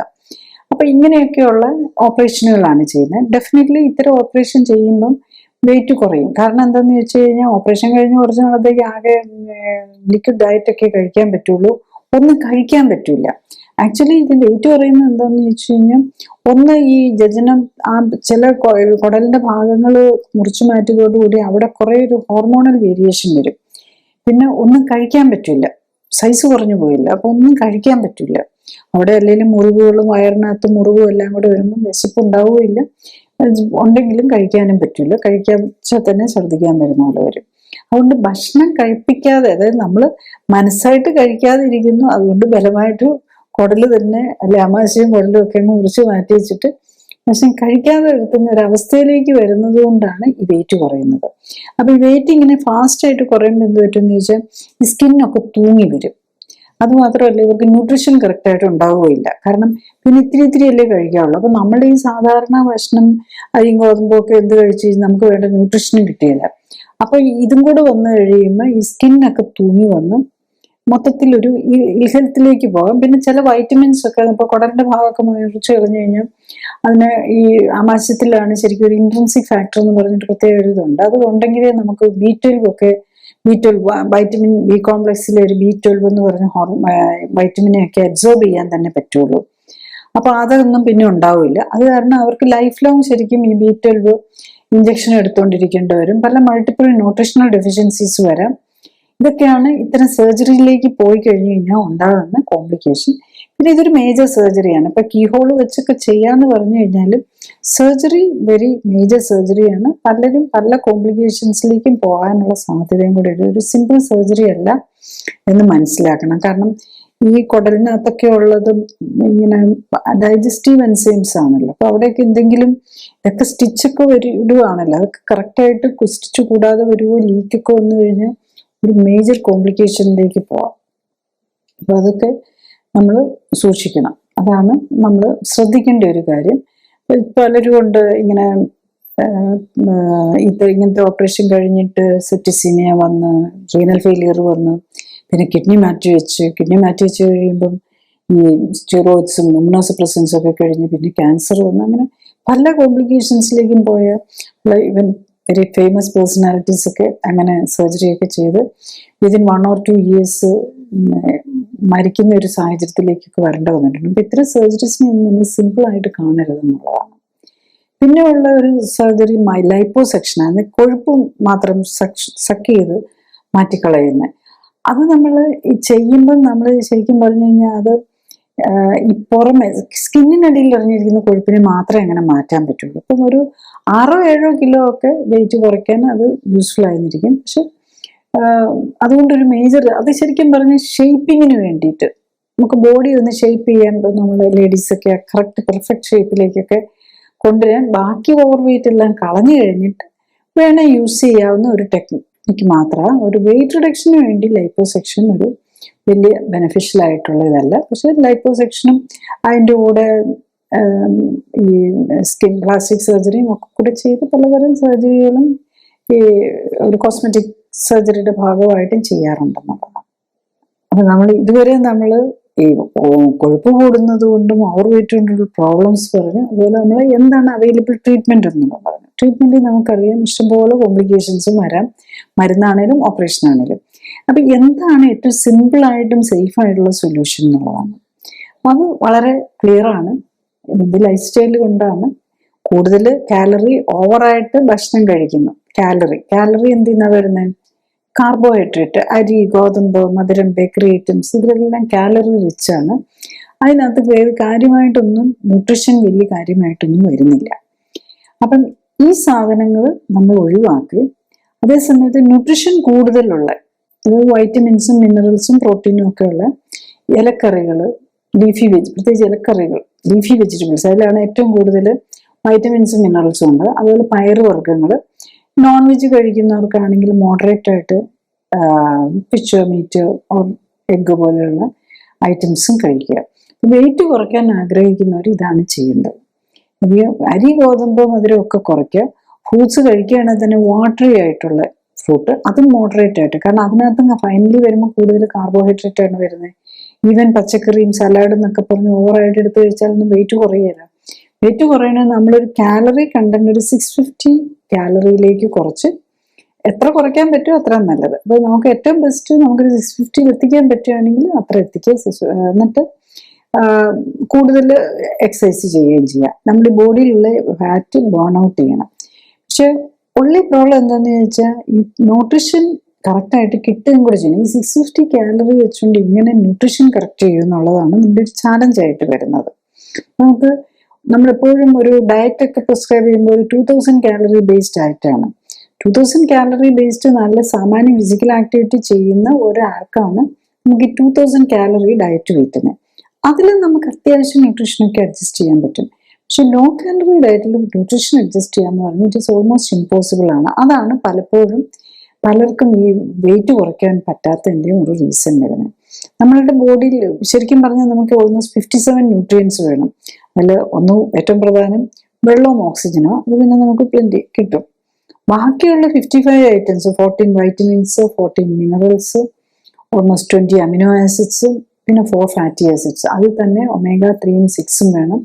ഒപ്പം തന്നെ ഡയറ്ററി ഫൈബറും വേണം. Almost 25 grams of dietary fibre വേണം. എന്നാലേ നമ്മുടെ ഇൻഡസ്റ്റൈനിന്റെ മൂവ്മെന്റ്സും അതിനകത്തുള്ള ജീവികൾക്കും ഒക്കെ പ്രോപ്പർലി ജീവിക്കാൻ പറ്റുള്ളൂ. അപ്പൊ അത് എത്തിച്ചുകൊണ്ട് നമ്മൾ എങ്ങനെ കഴിക്കും എന്നുള്ളതായിരിക്കും പലപ്പോഴും ഒരു ചാലഞ്ചായിട്ട് വരുന്നത്. അതുപോലെ തന്നെ എക്സസൈസ് എന്ന് പറഞ്ഞു കഴിഞ്ഞു കഴിഞ്ഞാലും ഇപ്പോൾ ഒത്തിരി വണ്ണമൊക്കെ ഉള്ള ആൾക്ക് ഓടാനും ഈവൻ നടക്കുന്നത് തന്നെ അവർക്ക് പലപ്പോഴും അവരിൽ ആർത്രൈറ്റിസും പ്രോബ്ലംസും ഉണ്ടാവും. അപ്പം ആർത്രൈറ്റിസും കൂടെ ഉള്ളവർക്കാണെങ്കിൽ ഒട്ടും നമുക്ക് നടക്കാൻ പറ്റില്ല. നടന്നാൽ പിന്നെയും ഉള്ള തേയ്മാനം വീണ്ടും കൂടും. അപ്പം എക്സസൈസ് ചെയ്യണം. അത് എക്സസൈസ് ചെയ്യുക എന്ന് പറഞ്ഞു കഴിഞ്ഞാൽ തന്നെ നമ്മുടെ ബോഡിയിൽ ഓൾമോസ്റ്റ് 650 മസിൽസ് ഉണ്ട്, 230 ബോൺസ് ഉണ്ട്. ഇതിനെല്ലാം ആക്ടിവേറ്റ് ചെയ്യണം. എന്നാലാണ് നമ്മളുടെ ഈ ആക്ടിവേറ്റഡ് ആയി അതൊക്കെ വർക്ക് ചെയ്യുമ്പം നമ്മൾ അതിൽ നിന്ന് ചില ഹോർമോൺസുകൾ വരും, മയോകൈൻസ്, അതുപോലെ ഓസ്റ്റിയോക്ലാസ്റ്റിൻ എന്നൊക്കെ പറഞ്ഞു വരും. ഇത് തന്നെ ശരിക്കും പറഞ്ഞാൽ നമ്മുടെ അപ്പറ്റൈറ്റിനെ റെഗുലേറ്റ് ചെയ്യാനും ഒക്കെ ഹെൽപ്ഫുൾ ആകും. വിശപ്പൊക്കെ കുറയും. എക്സസൈസ് ചെയ്താൽ നമ്മുടെ വിശപ്പ് കുറയും. നമ്മളെപ്പോഴും കരുതും എക്സസൈസ് ചെയ്യുമ്പോഴേക്കും വിശപ്പ് വരുമെന്ന്. ശരിക്കും അങ്ങനെയല്ല. എക്സസൈസ് കറക്റ്റായിട്ട് ചെയ്യും, വെള്ളം കറക്റ്റായിട്ട് കുടിക്കുകയും ചെയ്താൽ നമ്മൾ പലപ്പോഴും പലരും വിശക്കുമായിരിക്കില്ല, അവർക്ക് വിശപ്പും ദാഹവും തമ്മിൽ തിരിച്ചറിയാൻ പറ്റില്ല. അപ്പം വിശക്കും ദാഹിക്കുമ്പോൾ അല്ലെ വെള്ളത്തിന്റെ കുറവുള്ളപ്പോഴും പോയി ഭക്ഷണം എടുത്ത് കഴിക്കും. അത് ഈ ബിസ്ക്കറ്റും ഫ്രൈസും ഒക്കെ ആയിരിക്കും കഴിക്കുന്നത്. അപ്പൊ ഇങ്ങനെയാണ് ശരിക്കും വണ്ണം കൂടുന്നത്. നമുക്ക് വിശപ്പ് തോന്നുമ്പോൾ ആദ്യം നമ്മൾ പ്രത്യേകിച്ച് ഓവർ വെയിറ്റ് ഉള്ളവർ ആദ്യം 1-2 ഗ്ലാസ് വെള്ളം എടുത്ത് കുടിക്കുക. എന്നിട്ട് ഒന്നും കൂടെ ആലോചിച്ചിട്ട് മാത്രം, പ്രത്യേകിച്ച് ഇങ്ങനത്തെ ഈ ഡ്രൈ ആയിട്ടുള്ള ഐറ്റംസും ഓവർ വെയിറ്റ് ആയിട്ടുള്ളവർ കഴിക്കാൻ പാടില്ല. എപ്പോഴും ഒരു സൂപ്പോ അല്ലെങ്കിൽ ഒരു സെമി സോളിഡ് ഐറ്റംസ് മാത്രമാണ് അവർ കഴിക്കേണ്ടത്. എന്നാലേ നമുക്കൊരു ഫില്ലിംഗ് എഫക്റ്റ് വരുള്ളൂ. അതൊക്കെയാണ് നമ്മൾ ഓവർ വെയിറ്റിൽ വരുമ്പോൾ നമ്മൾ നോക്കേണ്ടത്. അപ്പൊ കഴിയുന്നതും ലീഫി വെജിറ്റബിൾസ്, പയറുവർഗ്ഗങ്ങൾ, അല്ല ഫിഷോ മീറ്റോ ഒക്കെ ഉള്ള ഒരു സൂപ്പ് ഫോർമാറ്റിൽ കഴിക്കാം. മോർ വാട്ടർ ഉള്ളിൽ ചെല്ലുന്നത് പോലെയാക്കാം. അതാണ് നമ്മൾ നോക്കേണ്ടത്. അപ്പൊ അതിൽ തന്നെ ഇപ്പം പിന്നെ നമ്മൾ ശ്രദ്ധിക്കേണ്ടത് എന്താണെന്ന് വെച്ചാൽ, ഈ എല്ലാവരും നമ്മൾ നട്ട്സ്, ഈ ഓയിൽ, ഫ്രൈസ് ഇതൊക്കെ കൂടുതൽ കഴിക്കും. അങ്ങനത്തെ നട്ട്സും, പ്രത്യേകിച്ച് നട്ട്സ് കഴിക്കുമ്പോൾ എന്താണെന്ന് വെച്ചാൽ അതിനകത്തെല്ലാം തന്നെ ഒമേഗ-6 കൂടുതലാണ്. അപ്പം നമ്മുടെ ആ ഒമേഗ-3-6 ബാലൻസ് പോകുമ്പോൾ അതും രോഗങ്ങളുണ്ടാക്കും. കൂടുതലും ഓവർ വെയിറ്റ് ഉള്ളവർക്കൊക്കെ കുറെ രോഗങ്ങളും കൂടെ ഒപ്പം കൂടുതലുണ്ടാവില്ല. അപ്പം പക്ഷേ പല രോഗങ്ങളും ഉണ്ട്, പല മരുന്നും കഴിക്കുന്നുണ്ട്. ഡയബറ്റീസിന് 3-4 മരുന്ന്, പ്രഷറിന് 3-4 മരുന്ന്, കൊളസ്ട്രോളിന്, ഫാറ്റി ലിവർ, അതിൻ്റെ കൂടെ ഹാർട്ടിന് വേണ്ടിയിട്ട് ബ്ലഡ് തിന്നേഴ്സ്, ഹാർട്ട് അറ്റാക്ക്, ഇതെല്ലാം കൂടെ ഉള്ളവർക്ക് സ്വയം നമ്മുടെ ജീവിതശൈലി, ഇത് മരുന്നുകൾ കഴിക്കുന്നുണ്ടെങ്കിൽ നമുക്ക് ഫുഡ് കൺട്രോൾ പറ്റില്ല. പ്രത്യേകിച്ച് ഡയബറ്റീസിൻ്റെ മരുന്ന്. കാരണം മരുന്ന് കഴിക്കുന്നവർക്ക് എല്ലാവർക്കും വയറിന് അസ്വസ്ഥത ഉണ്ടാവും. ഈ വയറിന് അസ്വസ്ഥത ഉണ്ടാവാതിരിക്കാൻ വേണ്ടിയിട്ട് മരുന്ന് കഴിക്കുന്നുണ്ടെങ്കിൽ ഡെഫിനറ്റ്ലി നമ്മൾ ഭക്ഷണം കഴിക്കാതെ വെറും വയറ്റിലേക്ക് നമുക്ക് മരുന്ന് കഴിക്കാൻ പറ്റില്ല. അപ്പം അങ്ങനെയുള്ളവർ ഡെഫിനറ്റ്ലി ഒരു ക്ലിനിക്കൽ സപ്പോർട്ടോട് കൂടി മാത്രമേ ലൈഫ് സ്റ്റൈലിൽ കറക്ഷൻ പറ്റുള്ളൂ. ഈ സെൽഫായിട്ട് നോക്കാവുന്നതൊക്കെ സിമ്പിളായിട്ടുള്ള മറ്റു രോഗങ്ങളൊന്നും ഇല്ലാത്തവർ, മരുന്ന് കഴിക്കുന്നില്ലാത്തവർക്ക് ഈസി ആയിട്ട് സെൽഫായിട്ട് മനസ്സ് വെച്ച് കഴിഞ്ഞ് കഴിഞ്ഞാൽ ഞാൻ ഈ പറഞ്ഞ ഫുഡ് അഡ്ജസ്റ്റ്മെൻറ്റും ഒക്കെ ചെയ്ത് സെൽഫായിട്ട് എക്സസൈസും ചെയ്ത് ഇതൊക്കെ ചെയ്യാൻ പറ്റും. പക്ഷെ അല്ലാത്തവർ ഒരു ഗൈഡഡ് ആയിട്ടുള്ള എക്സസൈസ് ചെയ്ത് ന്യൂട്രീഷണൽ സപ്പോർട്ട് എടുത്തുകൊണ്ട്, സ്പെഷ്യൽ ന്യൂട്രീഷണൽ സപ്പോർട്ട് എടുത്തുകൊണ്ട് നമ്മൾ കറക്റ്റ് ചെയ്യുകയാണെങ്കിൽ, ഇപ്പം ഞാൻ ബേസിക്കലി ഇത് ചെയ്യുന്നതുകൊണ്ട് എനിക്ക് ക്ലിയർ ആയിട്ട് പറയാൻ പറ്റും. അതായത് ക്ലിനിക്കലി സപ്പോർട്ടഡ് ലൈഫ് സ്റ്റൈൽ കറക്ഷനോടുകൂടി ഏത് രോഗമുള്ളവർക്കാണ്, മിക്കവാറും എല്ലാവർക്കും തന്നെ വെയിറ്റ് റിഡക്ഷൻ കൂടെ വേണ്ടി വരും. ഇപ്പോൾ ഡയബറ്റീസിന് വരുന്നവരാണെങ്കിലും, ഹൈപ്പർ ടെൻഷനുള്ളവരാണെങ്കിലും, ഹാർട്ട് പേഷ്യൻസ് ആണെങ്കിലും, ആർത്രൈറ്റിസ് പേഷ്യൻസ് ആണെങ്കിലും, ഇതെല്ലാം നമ്മൾ കാണുന്നത് കൊഴുപ്പ് കൂടുതലായിരിക്കും എന്നുള്ളതാണ്. അപ്പൊ അത് കുറച്ച് നമ്മുടെ ആ കൊഴുപ്പിന്റെ ഒമേഗ-3-6 ബാലൻസ്, കാരണം ഇതെല്ലാം ഇൻഫ്ലമേറ്ററി രോഗങ്ങളാണല്ലോ. അപ്പം കൊഴുപ്പ് ഒമേഗ-6 ഒത്തിരി കൂടുതലായിരിക്കും. ഇതും കൂടെ കറക്റ്റ് ചെയ്താലേ അവരുടെ രോഗം മാറുള്ളൂ. അപ്പൊ കറക്റ്റായിട്ട് നമ്മൾ ഈ clinically support life style correction നമ്മൾ ഏകദേശം ഒരു 650 കാലറി, പക്ഷെ എല്ലാ ന്യൂട്രീഷനും ഇൻക്ലൂഡിങ് ഫൈബർ വേണ്ടത് കിട്ടുന്നുണ്ടെന്ന് ഉറപ്പാക്കിക്കൊണ്ടാണ് നമ്മൾ ചെയ്യുന്നത്. അപ്പൊ അങ്ങനെ ചെയ്യുമ്പം നമുക്ക് സൈഡ് എഫക്ട്സ് ഒന്നും ഇല്ലാതെ, ഒരു ഡിസ്കംഫോർട്ടും ഇല്ലാത്ത രീതിയിൽ നമുക്ക് ഒരു 3 months കൊണ്ട് ജനറലി നന്നായിട്ട് നോക്കുന്ന പേഷ്യൻ്റ് അല്ലെങ്കിൽ നല്ല സ്റ്റുഡൻ്റ് ആണെങ്കിൽ, അതായത് ഇതൊരു ടീച്ചിങ് കോഴ്സ് പോലെയാണ്. ട്രീറ്റ്മെന്റ് എന്നുള്ളതിനേക്കാളും കൂടുതൽ ജീവിതശൈലി എങ്ങനെയാണ് കറക്റ്റ് ആക്കിക്കൊണ്ട് പോകേണ്ടത് എന്നുള്ളതിനെ കുറിച്ച് ഒരു കോഴ്സ് പോലെയാണ്. അപ്പൊ കറക്റ്റായിട്ട് ചെയ്യുന്നവർക്കാണെങ്കിൽ നമുക്ക് 20% 3 months കുറയ്ക്കാൻ പറ്റും. അതായത് ഒരു 100 കിലോ ഉള്ള ഒരാളെ 80 കിലോ ആക്കിയ ഡിസ്റ്റിങ്ഷൻ ഉണ്ടെന്ന് പറയാം. ഒരു 15 കിലോ, അതായത് 100 കിലോ ആള് 85 കിലോ ആണ് ആക്കിയെങ്കിൽ നമുക്കൊരു ഫസ്റ്റ് ക്ലാസ് ഉണ്ടെന്ന് പറയാം. ഒരു 100 കിലോയും 90 കിലോ ഒരു ജസ്റ്റ് പാസ്, അത്രേ നമുക്ക് പറയാൻ പറ്റുള്ളൂ. ചിലരൊക്കെ ഉണ്ട് 100 കിലോന്ന് പിന്നെ 75 കിലോ വന്നിട്ടുള്ളവർ, അതായത് 25% വരെ കുറച്ചിട്ടുള്ളവരുണ്ട്. എല്ലാ പാരാമീറ്റേഴ്സും കറക്റ്റായിട്ട്, ന്യൂട്രീഷൻ സപ്പോർട്ട് എല്ലാം കറക്റ്റായിട്ട് എടുത്ത് കറക്റ്റായിട്ടുള്ള രീതിയിൽ എക്സസൈസ് ചെയ്താൽ അത്ര 25% 3 മാസം കൊണ്ട് കുറഞ്ഞാൽ പോലും ഒരു പ്രോബ്ലം ഇല്ല എന്നുള്ളതാണ്. ഓൺലി തിങ് ഒരു മോർ ലൈറ്റ് ആയിട്ട് തോന്നും. ഇപ്പം ഒരു 100 കിലോ ഉള്ള ആൾ 75 കിലോയിലേക്ക് വരുമ്പോൾ ആ ലൈറ്റ്നെസ് വരുമല്ലോ. എന്തൊക്കെ രോഗം ഉണ്ടെങ്കിൽ അത് അതിൻ്റെ കൂടെ മാറുകയും ചെയ്യും എന്നുള്ളതാണ്. ഇപ്പൊ മുട്ട് മാറ്റി വയ്ക്കാൻ പറഞ്ഞ് ഓപ്പറേഷൻ വേണമെന്ന് പറഞ്ഞവര് ഇത് കുറയ്ക്കുമ്പോഴേക്കും അവരുടെ ഇതൊക്കെ മാറിയിട്ടുണ്ടാവും. ഈവൻ ഡയബറ്റിക് പേഷ്യൻ്റ് ആണ്, ടൈപ്പ് 2 ഡയബറ്റീസ് ആണ്, ഫസ്റ്റ് ഓവർ വെയിറ്റുകാരെല്ലാം ടൈപ്പ് 2 ഡയബറ്റീസ് ആണല്ലോ.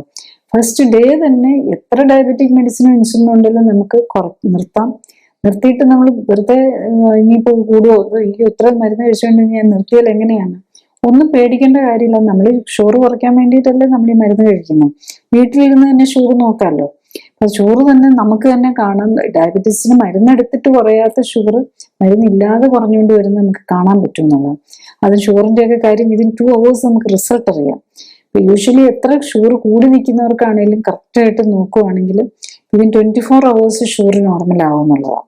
പിന്നെ ഉള്ളി തിങ് അതിന്റെ അടുത്ത് പിറ്റേ ദിവസം അത് കഴിഞ്ഞ് അതിന് ഷുഗറിന് കൂടുതലായല്ലോ എന്ന് പറഞ്ഞ് കുറച്ച് ഐസ്ക്രീം എടുത്ത് കഴിക്കുകയോ ബിരിയാണി എടുത്ത് കഴിക്കുകയോ ചെയ്താൽ കൂടും.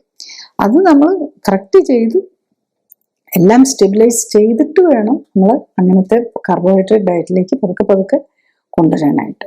ചുരുക്കി പറഞ്ഞാൽ, ഒന്ന്, ഒട്ടുമിക്ക ജീവിതശൈലി രോഗങ്ങളുടെയും തുടക്കം ശരീരത്തിൽ അമിതമായി അടിയുന്ന കൊഴുപ്പും അതിൽ നിന്നും പുറത്തു വരുന്ന ഇൻഫ്ലമേഷനുമായി ബന്ധപ്പെട്ട രാസവസ്തുക്കളുമാണ്. ജീവിതശൈലി രോഗങ്ങൾ എല്ലാം ഇൻഫ്ലമേഷൻ വിഭാഗത്തിൽപ്പെട്ട രോഗങ്ങളാണ്. അമിത കൊഴുപ്പിനൊപ്പം വ്യായാമമില്ലാത്ത ജീവിതശൈലിയും കൂടിയാകുമ്പോൾ ഇൻഫ്ലമേഷൻ സാധ്യത വർദ്ധിക്കുന്നു. 2, ഉത്തമ ഭക്ഷണവും ഉത്തമ വ്യായാമവും വഴി ശരീരത്തിലെ അസ്ഥികളും പേശികളും ശോഷിക്കുന്നത് തടയുകയും ഭക്ഷണത്തിൽ മിതത്വം പാലിച്ച് അമിതമായി ശരീരത്തിലടിഞ്ഞ് കൊഴുപ്പും വിഷാംശവും മാറ്റാൻ ശ്രമിക്കുകയുമാണ് ആരോഗ്യത്തിലേക്കുള്ള സുരക്ഷിത മാർഗം. 3, എളുപ്പവഴി എന്ന നിലയിൽ വിശപ്പ് കുറയ്ക്കാനും അബ്സോർപ്ഷൻ കുറയ്ക്കാനും ഉള്ള മരുന്നുകളെ ആശ്രയിക്കുകയോ ആമാശയത്തിന്റെ വലിപ്പം കുറച്ച് ഭക്ഷണം കഴിക്കാൻ സാധിക്കാതാക്കുകയും കുടലിനെ ബൈപ്പാസ് ചെയ്ത് ആഗിരണം കുറയ്ക്കുക തുടങ്ങിയ ചികിത്സാ മാർഗങ്ങൾ പലവിധ ആരോഗ്യ പ്രശ്നങ്ങൾക്കും കാരണമാകാം. 4, ഭക്ഷണത്തിൽ ഉത്തമ ന്യൂട്രീഷനും വ്യായാമത്തിലൂടെ രക്തയോട്ടം ഉറപ്പാക്കി എല്ലാ ശരീരകോശങ്ങളെയും ഉത്തേജിപ്പിക്കാനും കഴിഞ്ഞാൽ അമിതവണ്ണവും കുടവയറും മാത്രമല്ല പ്രഷറും ഷുഗറും കൊളസ്ട്രോളും രക്തക്കുഴലുകളിലെ ബ്ലോക്കും ആർത്രൈറ്റിസും കൂർക്കം വലിയും ഉറക്കത്തിലെ ശ്വാസതടസ്സവും ക്യാൻസറും പോലുള്ള ഒട്ടുമിക്ക ജീവിതശൈലി രോഗങ്ങളെ തടയാനും ഒരിക്കൽ വന്നാൽ അതിൽ നിന്ന് മോചനം നേടാനും സാധ്യമാവും. 5, ജീവന്റെ ഇരിപ്പിടമാണ് ശരീരം. ഓരോ ജീവിയുടെയും ജനിതക ഘടനയും കഴിക്കുന്ന ഭക്ഷണവും ചെയ്യുന്ന മാനസികവും ശാരീരികവുമായ പ്രവൃത്തികളുമാണ് അവരുടെ ശരീരത്തിന്റെയും ചിന്തകളുടെയും പ്രവൃത്തികളുടെയും അടിസ്ഥാനം. പഴം ഒരു കിളി കഴിച്ചാൽ കിളിയുടെ ശരീരത്തിന്റെ ഭാഗമാകും, മനുഷ്യൻ കഴിച്ചാൽ മനുഷ്യന്റെ ശരീരത്തിന്റെ ഭാഗമാകും. കിളിയുടെ ശരീരം പ്രവർത്തിക്കുന്നത് കിളിയുടെ കോശങ്ങളിലെ DNA-യിൽ എഴുതി വച്ചിരിക്കുന്നതനുസരിച്ചും മനുഷ്യ ശരീരം പ്രവർത്തിക്കുന്നത് മനുഷ്യകോശങ്ങളിലെ DNA-യിൽ എഴുതി വച്ചിരിക്കുന്നതനുസരിച്ചുമാണ് എന്ന വ്യത്യാസമേ ഉള്ളൂ. 6, ജീവിക്കുന്നത് ഭക്ഷണം കഴിക്കാനും മറിച്ച് ജീവിതം എന്താണ് എന്ന് അനുഭവവേദ്യമാക്കി തരുന്ന ശരീരത്തിനെ വളർത്താനും നിലനിർത്താനുമാണ് ഭക്ഷണം എന്ന കാര്യം ഓർമ്മിക്കണം. അമിത ഭക്ഷണം ആരോഗ്യം നശിപ്പിക്കും. 7, മനുഷ്യ ശരീരത്തിന്റെ ഷേപ്പ്, ആകൃതി എന്തായിരിക്കണം എന്ന് കുട്ടികളെ പഠിപ്പിക്കണം. ജങ്ക് ഫുഡ് കഴിച്ച് അമിതമായി കൊഴുപ്പടിഞ്ഞ് വ്യായാമമില്ലാതെ അസ്ഥികളും പേശികളും ക്ഷയിച്ച് ശരീരത്തിന്റെ ലീൻ മാസ് ഫാറ്റ് മാസ് അനുപാതം തെറ്റാതെ നിലനിർത്താനും അങ്ങനെ ആരോഗ്യം ഉത്തമമായി നിലനിർത്താനും പഠിപ്പിക്കുക എന്നതാവണം വിദ്യാഭ്യാസത്തിന്റെ ഒരു പ്രധാന ലക്ഷ്യം. 8, ആരോഗ്യമുള്ള വ്യക്തികളാണ്, ജനതയാണ് ഏത് സമൂഹത്തിന്റെയും രാജ്യത്തിന്റെയും സമ്പത്ത്. ലോകത്തിലെ ഏറ്റവും ജനസംഖ്യയുള്ള ചെറുപ്പക്കാർ കൂടുതലുള്ള ഭാരതത്തിന് അമിതവണ്ണവും ദുർമേധസ്സും തടയാൻ കഴിയേണ്ടത് വളരെ പ്രധാനമാണ്. 9, എന്തും അമിതമാകുന്നത് പ്രകൃതി നിയമങ്ങൾക്ക് വിരുദ്ധമാണ്. ശരീരത്തിൽ അടിയുന്ന അമിത കൊഴുപ്പ് ഒരു വിഷവസ്തു പോലെയാണ് പ്രവർത്തിക്കുന്നത്. 10, നാം കഴിക്കുന്ന ഭക്ഷണത്തിലെ കൊഴുപ്പിന്റെ അനുപാതവും പ്രധാനമാണ്. കൊഴുപ്പിലെ omega-3 ഫാറ്റ്, omega-6 ഫാറ്റ് എന്നീ ഘടകങ്ങളാണ് ഇമ്മ്യൂണിറ്റിയെയും ശരീരത്തിലെ എല്ലാ പ്രവർത്തനങ്ങളെയും നിയന്ത്രിക്കുന്നത്. omega-3-6 അനുപാതം തെറ്റാനിടയായാൽ ഇമ്മ്യൂൺ സിസ്റ്റത്തിന് ഉത്തമമായി പ്രവർത്തിക്കാൻ കഴിയാതെ വരും. 11, ഓർമ്മിക്കുക, അമിതവണ്ണവും കുടവയറും ഒരു രോഗമാണ്. നേരത്തെ കണ്ടെത്തി ഭക്ഷണവും വ്യായാമവും ക്രമീകരിച്ച് സ്വയം രോഗമുക്തിക്കായി ശ്രമിക്കുക. ഞാൻ ഈ പറഞ്ഞ കാര്യങ്ങൾ ശ്രദ്ധിച്ചു കേൾക്കാനും മനസ്സിലാക്കാനും കഴിഞ്ഞാൽ ഇത്തരം ജീവിതശൈലി രോഗങ്ങളുടെ കാരണം മനസ്സിലാക്കി അവയെ പ്രതിരോധിക്കാനും ഒരിക്കൽ വന്നാൽ നേരത്തെ കണ്ടെത്താനും ജീവിതശൈലിയിൽ വേണ്ട മാറ്റങ്ങൾ വരുത്തി അതിൽ നിന്നും മോചനം നേടാനും സഹായകമാകും. മരുന്നോ ഓപ്പറേഷനോ കൊണ്ട് ഇത്തരം ജീവിതശൈലി രോഗങ്ങൾ മാറ്റാനാകില്ല. കാരണം മരുന്നിന്റെയോ ഓപ്പറേഷന്റെയോ കുറവ് കൊണ്ടല്ല ഇത്തരം രോഗങ്ങൾ ഉണ്ടാകുന്നത്, മറിച്ച് ജീവിതശൈലിയിലെ അപാകതകൾ കൊണ്ടാണ്. അതിനാൽ ജീവിതശൈലി ക്രമീകരിക്കുന്നതിലൂടെ മാത്രമേ ഇത്തരം ജീവിതശൈലി രോഗങ്ങളെ പ്രതിരോധിക്കാനും ഒരിക്കൽ വന്നാൽ അതിൽ നിന്നും മോചനം നേടാനും സാധിക്കൂ. ജീവിതശൈലി രോഗങ്ങൾ കൂടി വരികയാണ്. ഒപ്പം തന്നെ ജീവിതശൈലി രോഗങ്ങൾക്കായി ഓപ്പറേഷനുകൾക്ക് വിധേയരാകേണ്ടി വരുന്ന രോഗികളുടെ എണ്ണവും കൂടി വരുന്നു. ഓപ്പറേഷന് മുമ്പ് രോഗത്തിന്റെ അടിസ്ഥാന കാരണം എന്ത്, ഓപ്പറേഷൻ എന്താണ് ലക്ഷ്യമിടുന്നത്, ഓപ്പറേഷൻ സമയത്തും അതിനുശേഷവും ഉണ്ടാകാവുന്ന അപകട സാധ്യതകളും പാർശ്വഫലങ്ങളും എന്തൊക്കെ തുടങ്ങിയ കാര്യങ്ങൾ രോഗികളും ബന്ധുക്കളും മനസ്സിലാക്കാൻ ശ്രമിക്കണം. ഒപ്പം തന്നെ ഓപ്പറേഷനിലൂടെ ലഭിക്കുന്ന പ്രയോജനം, ഓപ്പറേഷൻ കൊണ്ട് രോഗം മാറുമോ, ഇനിയും രോഗമുണ്ടാകാൻ സാധ്യതയുണ്ടോ തുടങ്ങിയ കാര്യങ്ങളും അറിയാൻ ശ്രമിക്കുക. ഇൻഷുറൻസ് പരിരക്ഷ ഉള്ളവരാണ് കൂടുതലും. ഓപ്പറേഷനായി പണം ചെലവാക്കേണ്ടി വരുന്നില്ല. അതിനാൽ ശസ്ത്രക്രിയകളെ വളരെ ലാഘവത്തോടെ കാണുന്ന രീതി കൂടി വരികയാണ്. അനസ്തീസിയ സംബന്ധമായും ഓപ്പറേഷൻ സമയത്തും അതിനുശേഷവും ഉണ്ടാകാവുന്ന അപകട സാധ്യതകൾ വളരെ ചെറുതാണെങ്കിലും മരണത്തിന് പോലും ഉള്ള സാധ്യത ഉണ്ടാക്കും എന്ന യാഥാർത്ഥ്യം മനസ്സിലാക്കണം. ഓപ്പറേഷനായി നൽകുന്ന ഒട്ടുമിക്ക സമ്മതപത്രത്തിലും മരണം വരെ സംഭവിക്കാൻ സാധ്യതയുണ്ട് എന്ന് എഴുതിയിട്ടുണ്ടാകും. രോഗിയും ബന്ധുക്കളും ഓപ്പറേഷന് മുൻപായി നൽകേണ്ട സമ്മതപത്രം ഓപ്പറേഷൻ ദിവസമല്ല വായിക്കേണ്ടത്, മറിച്ച് ഓപ്പറേഷന് വിധേയമാകാൻ തീരുമാനിക്കുന്നതിനും തീയതി ഫിക്സ് ചെയ്യുന്നതിനും മുമ്പ് ഒപ്പുവെക്കേണ്ട സമ്മതപത്രം വായിച്ചു നോക്കി മനസ്സിലാക്കണം. ജീവിതശൈലി രോഗങ്ങളുള്ളവർക്ക്, പ്രത്യേകിച്ചും രക്തക്കുഴലുകളെ ബാധിക്കുന്ന രോഗങ്ങളുള്ളവർക്ക് അനസ്തീസിയുടെയും ശസ്ത്രക്രിയ സംബന്ധമായും ഉള്ള അപകട സാധ്യതകളും പാർശ്വഫലങ്ങളും കൂടുതലാണ് എന്നതും അറിയണം. രോഗങ്ങൾ തുടക്കത്തിലേ കണ്ടെത്തുകയും അമിതവണ്ണം ഉണ്ടെങ്കിൽ കുറയ്ക്കാൻ ശ്രമിക്കുകയും മെറ്റബോളിസത്തിലെയും ഇമ്മ്യൂണിറ്റിയിലെയും അപാകതകൾ കണ്ടെത്തി പരിഹരിക്കാൻ ശ്രമിക്കുകയുമാണ് വേണ്ടത്. അടുത്തത്, ആരോഗ്യകാര്യങ്ങളെ കുറിച്ച് സംസാരിക്കുന്ന വ്യക്തിയുടെ ശാസ്ത്രീയ അടിത്തറ വിലയിരുത്തേണ്ടതുണ്ട് എന്നതാണ്. ഞാൻ ഡോക്ടർ ജോളി തോംസൺ 1981 ബാച്ചിൽ കോട്ടയം മെഡിക്കൽ കോളേജിൽ നിന്നും MBBS-ഉം തുടർന്ന് തിരുവനന്തപുരം മെഡിക്കൽ കോളേജിൽ നിന്നും MD-യും റീപ്രൊഡക്റ്റീവ് മെഡിസിനിലും സർജറിയിലും സ്പെഷ്യൽ ട്രെയിനിങ്ങുകൾക്കും ശേഷം ഗവൺമെന്റ് സർവീസിൽ ചേർന്നു.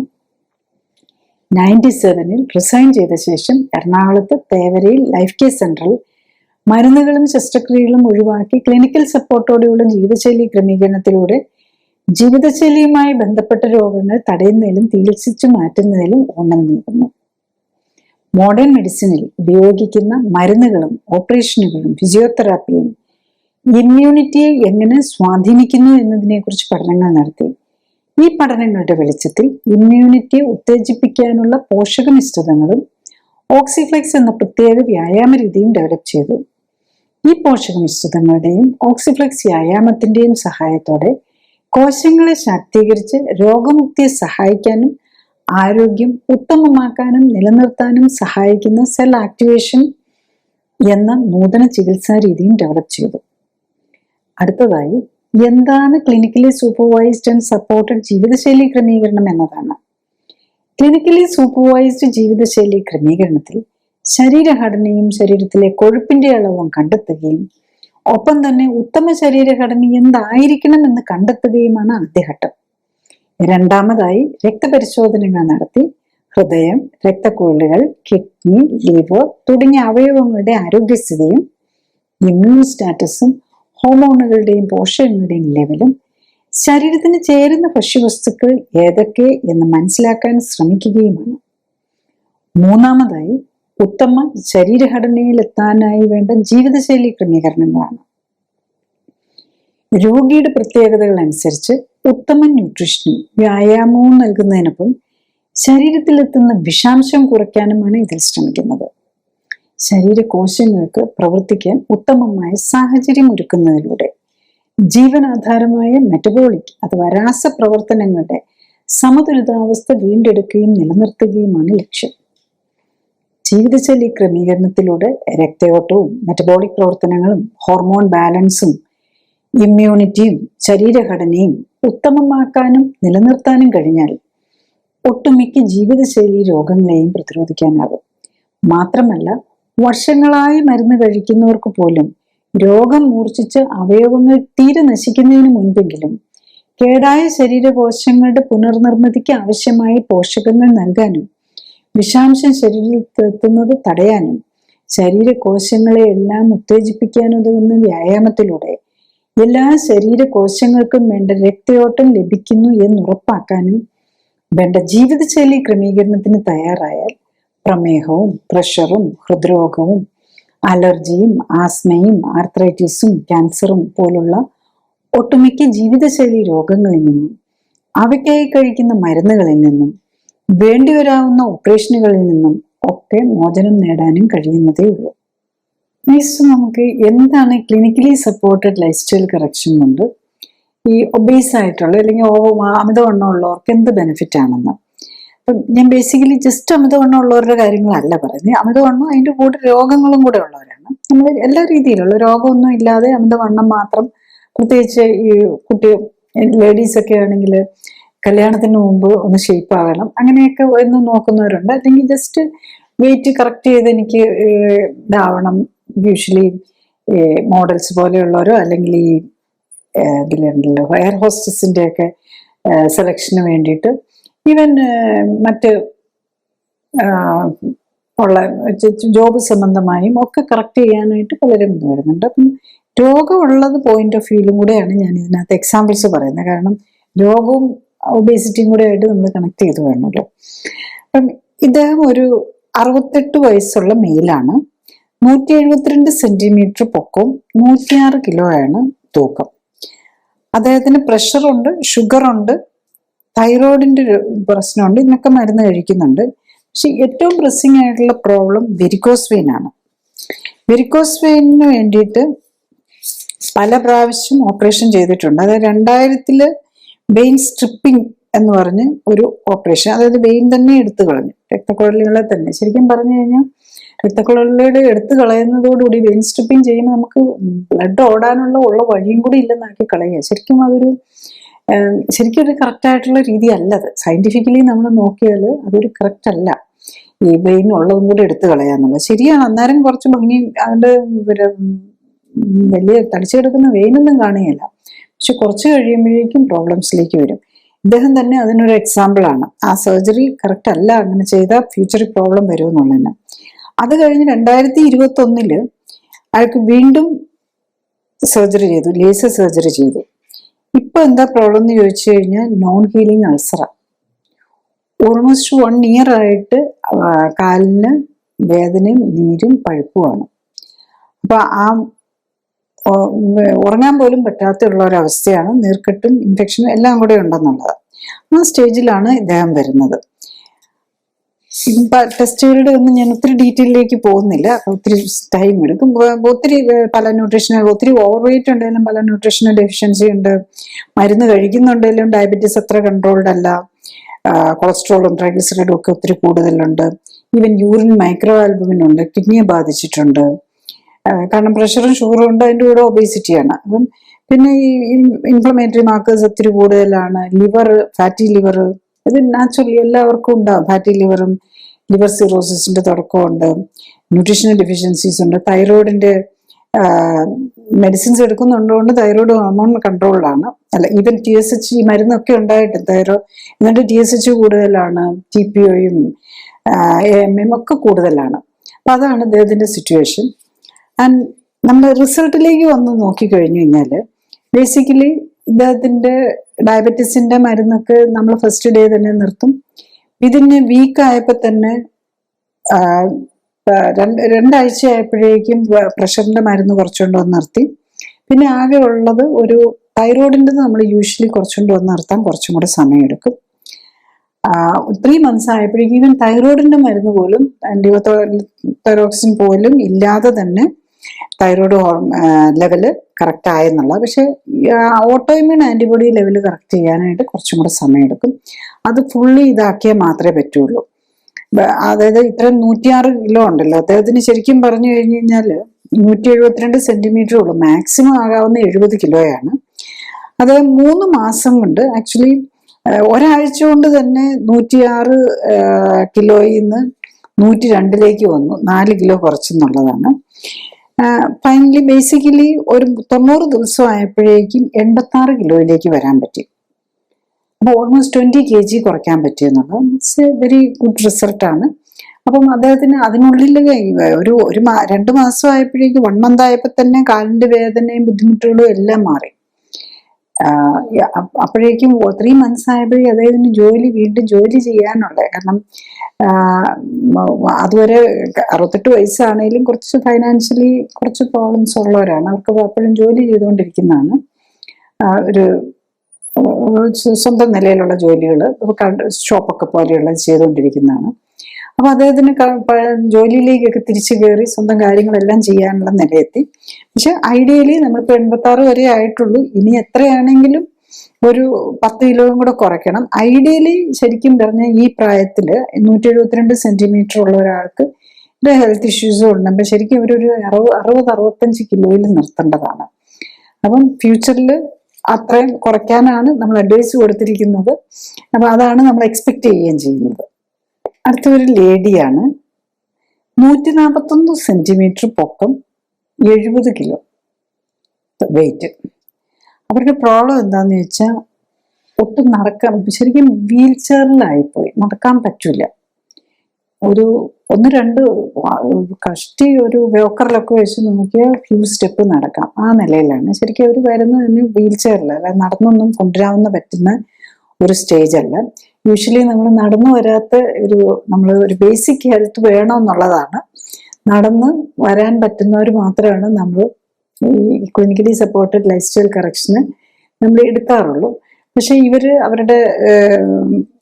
അവരെ സപ്പോർട്ട് ചെയ്യുന്നവർ അതുപോലെ ഇൻട്രസ്റ്റഡ് ആയിട്ട് അവർക്ക് വീൽ ചെയറിൽ വന്നോളാം, അവർ ബാക്കി നോക്കിക്കോളാം, അങ്ങനെയൊക്കെ പറഞ്ഞിട്ടാണ് ഇവര് ശരിക്കും പറഞ്ഞ ഈ ഇതിലേക്ക് വരുന്നത്. കാരണം പലപ്പോഴും അതിന് പറ്റിയല്ല. അവരുടെ കൂടെയുള്ള സപ്പോർട്ട് ചെയ്യുന്നവർ വളരെ എന്തൂസിയാസ്റ്റിക് ആയതുകൊണ്ട് മാത്രമാണ് ഇവർക്ക് ട്രീറ്റ്മെന്റ് തന്നെ നമുക്ക് എടുക്കാൻ പറ്റുന്നത്. കാരണം 72 വയസ്സുള്ള ലേഡിയാണ്, ഇത്രയും ഓവർ വെയിറ്റും ആണ്. അപ്പൊ അവർക്ക് എന്ത് ചെയ്യാൻ പറ്റും എന്നുള്ളത് അത് മനസ്സിലാക്കണം. 72 വയസ്സുണ്ട്, 70 കിലോ ആണ് തൂക്കം, 141 വീൽ ചെയർ ബൗണ്ടാണ് ബിക്കോസ് ഓഫ് ഒബേസിറ്റി. അതിൻ്റെ കൂടെ പ്രഷറുണ്ട്, പിന്നെ ആർത്രൈറ്റിസ് ആണ് മേജർ പ്രോബ്ലം. പ്രഷറിന് മാത്രമേ മരുന്നെടുക്കുന്നുള്ളൂ. അപ്പൊ ശരിക്കും ഇവര് 30 കിലോയാണ് ഓവർ വെയിറ്റ്. അപ്പം ഈ പേഷ്യന്റ് പക്ഷേ നമുക്ക് ഏറ്റവും സന്തോഷം തരുന്ന ഉള്ള ഒരു പേഷ്യൻ്റാണ്. കാരണം എന്താണെന്ന് വെച്ചാൽ ഇവർക്ക് ശരിക്കും പറഞ്ഞാൽ ആരും ഇല്ലാത്തവരാണ്. അപ്പൊ ഇതൊരു ആശ്രമമാണ് അവരെ സപ്പോർട്ട് ചെയ്യുന്നത്. അപ്പൊ ആശ്രമത്തിലെ വോളണ്ടിയേഴ്സ് പോലെയുള്ളവരാണ് ഇവരെ നോക്കുന്നത് ശരിക്കും. അപ്പൊ അവരുടെ ഇൻട്രസ്റ്റിലാണ് ശരിക്കും ഇവർ വന്ന് ഇത് ചെയ്യുന്നത്.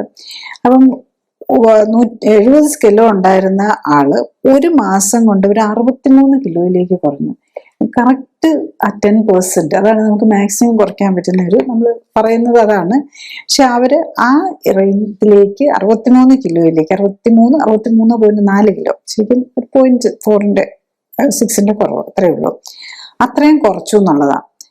അപ്പം അപ്പോഴേക്കും അവർക്ക് ശരിക്കും പറഞ്ഞു കഴിഞ്ഞാൽ വീൽ ചെയറിൽ വരണ്ടാത്ത സ്റ്റേജിലെത്തി. അത്യാവശ്യം വാക്കിംഗ് സ്റ്റിക്ക് പിടിച്ച് നടക്കാവുന്ന ഒരു സ്റ്റേജ് എത്തി. 60 ദിവസം ആയപ്പോഴേക്കും ശരിക്കും 61 വന്നുള്ളൂ. അപ്പൊ ഇച്ചിരി ഉഴപ്പി എന്നുള്ളതാണ് അവിടെ വരുന്നത്. അപ്പൊ ആദ്യത്തിൽ പക്ഷെ എന്നാലും ആദ്യം അത്രയും കിട്ടിയല്ലോ. 90 days ആയപ്പോഴേക്കും 56 വന്നു. അപ്പം ടോട്ടൽ നോക്കി കഴിയുമ്പോൾ ബേസിക്കലി 20% വെയിറ്റ് റിഡക്ഷൻ കിട്ടിയെന്നുള്ളതാണ്. അപ്പോഴേക്കും അവർക്ക് ബേസിക്കലി നടക്കാറായി. അന്നേരമാണ് നമ്മളവരുടെ കാലൊക്കെ നേരത്തെ ഇരിക്കുകയാണല്ലോ ചെയ്യുന്നത്. പിന്നെ ഇത്രയും വയ്യാത്തൊരു നമ്മൾ യൂഷ്വലി ഇങ്ങനെ ഈ എക്സ്റേയും അങ്ങനെ ഒന്നും എടുക്കാൻ പറയില്ല. കാരണം അവർക്കൊന്ന് എഴുന്നേറ്റ് നിന്ന് നമ്മളൊരു പ്രോപ്പർലി എക്സ്റേ പോലും എടുക്കാൻ പറ്റില്ല. അപ്പൊ ആക്ച്വലി 90 days ആയിട്ട് വരുമ്പോഴാണ് നമ്മൾ കാണുന്നത് അവരുടെ കാലുകളെല്ലാം വളഞ്ഞുപോയി. ഹിപ്പിലും മേജർ പ്രോബ്ലം ഉണ്ട്, 2 കാലുകളും നീയും ഒക്കെ വളഞ്ഞാണ് ഇരിക്കുന്നത്. പക്ഷെ എന്നാലും 90 days ആയപ്പോഴേക്കും അവർക്ക് സെൽഫായിട്ട് സപ്പോർട്ട് ഇല്ലാതെ നടക്കാവുന്ന ഒരു സ്റ്റേജ് വന്നുള്ളതാണ്. അപ്പൊ അവര് അപ്പോഴേക്കും 56 kg ആണ്.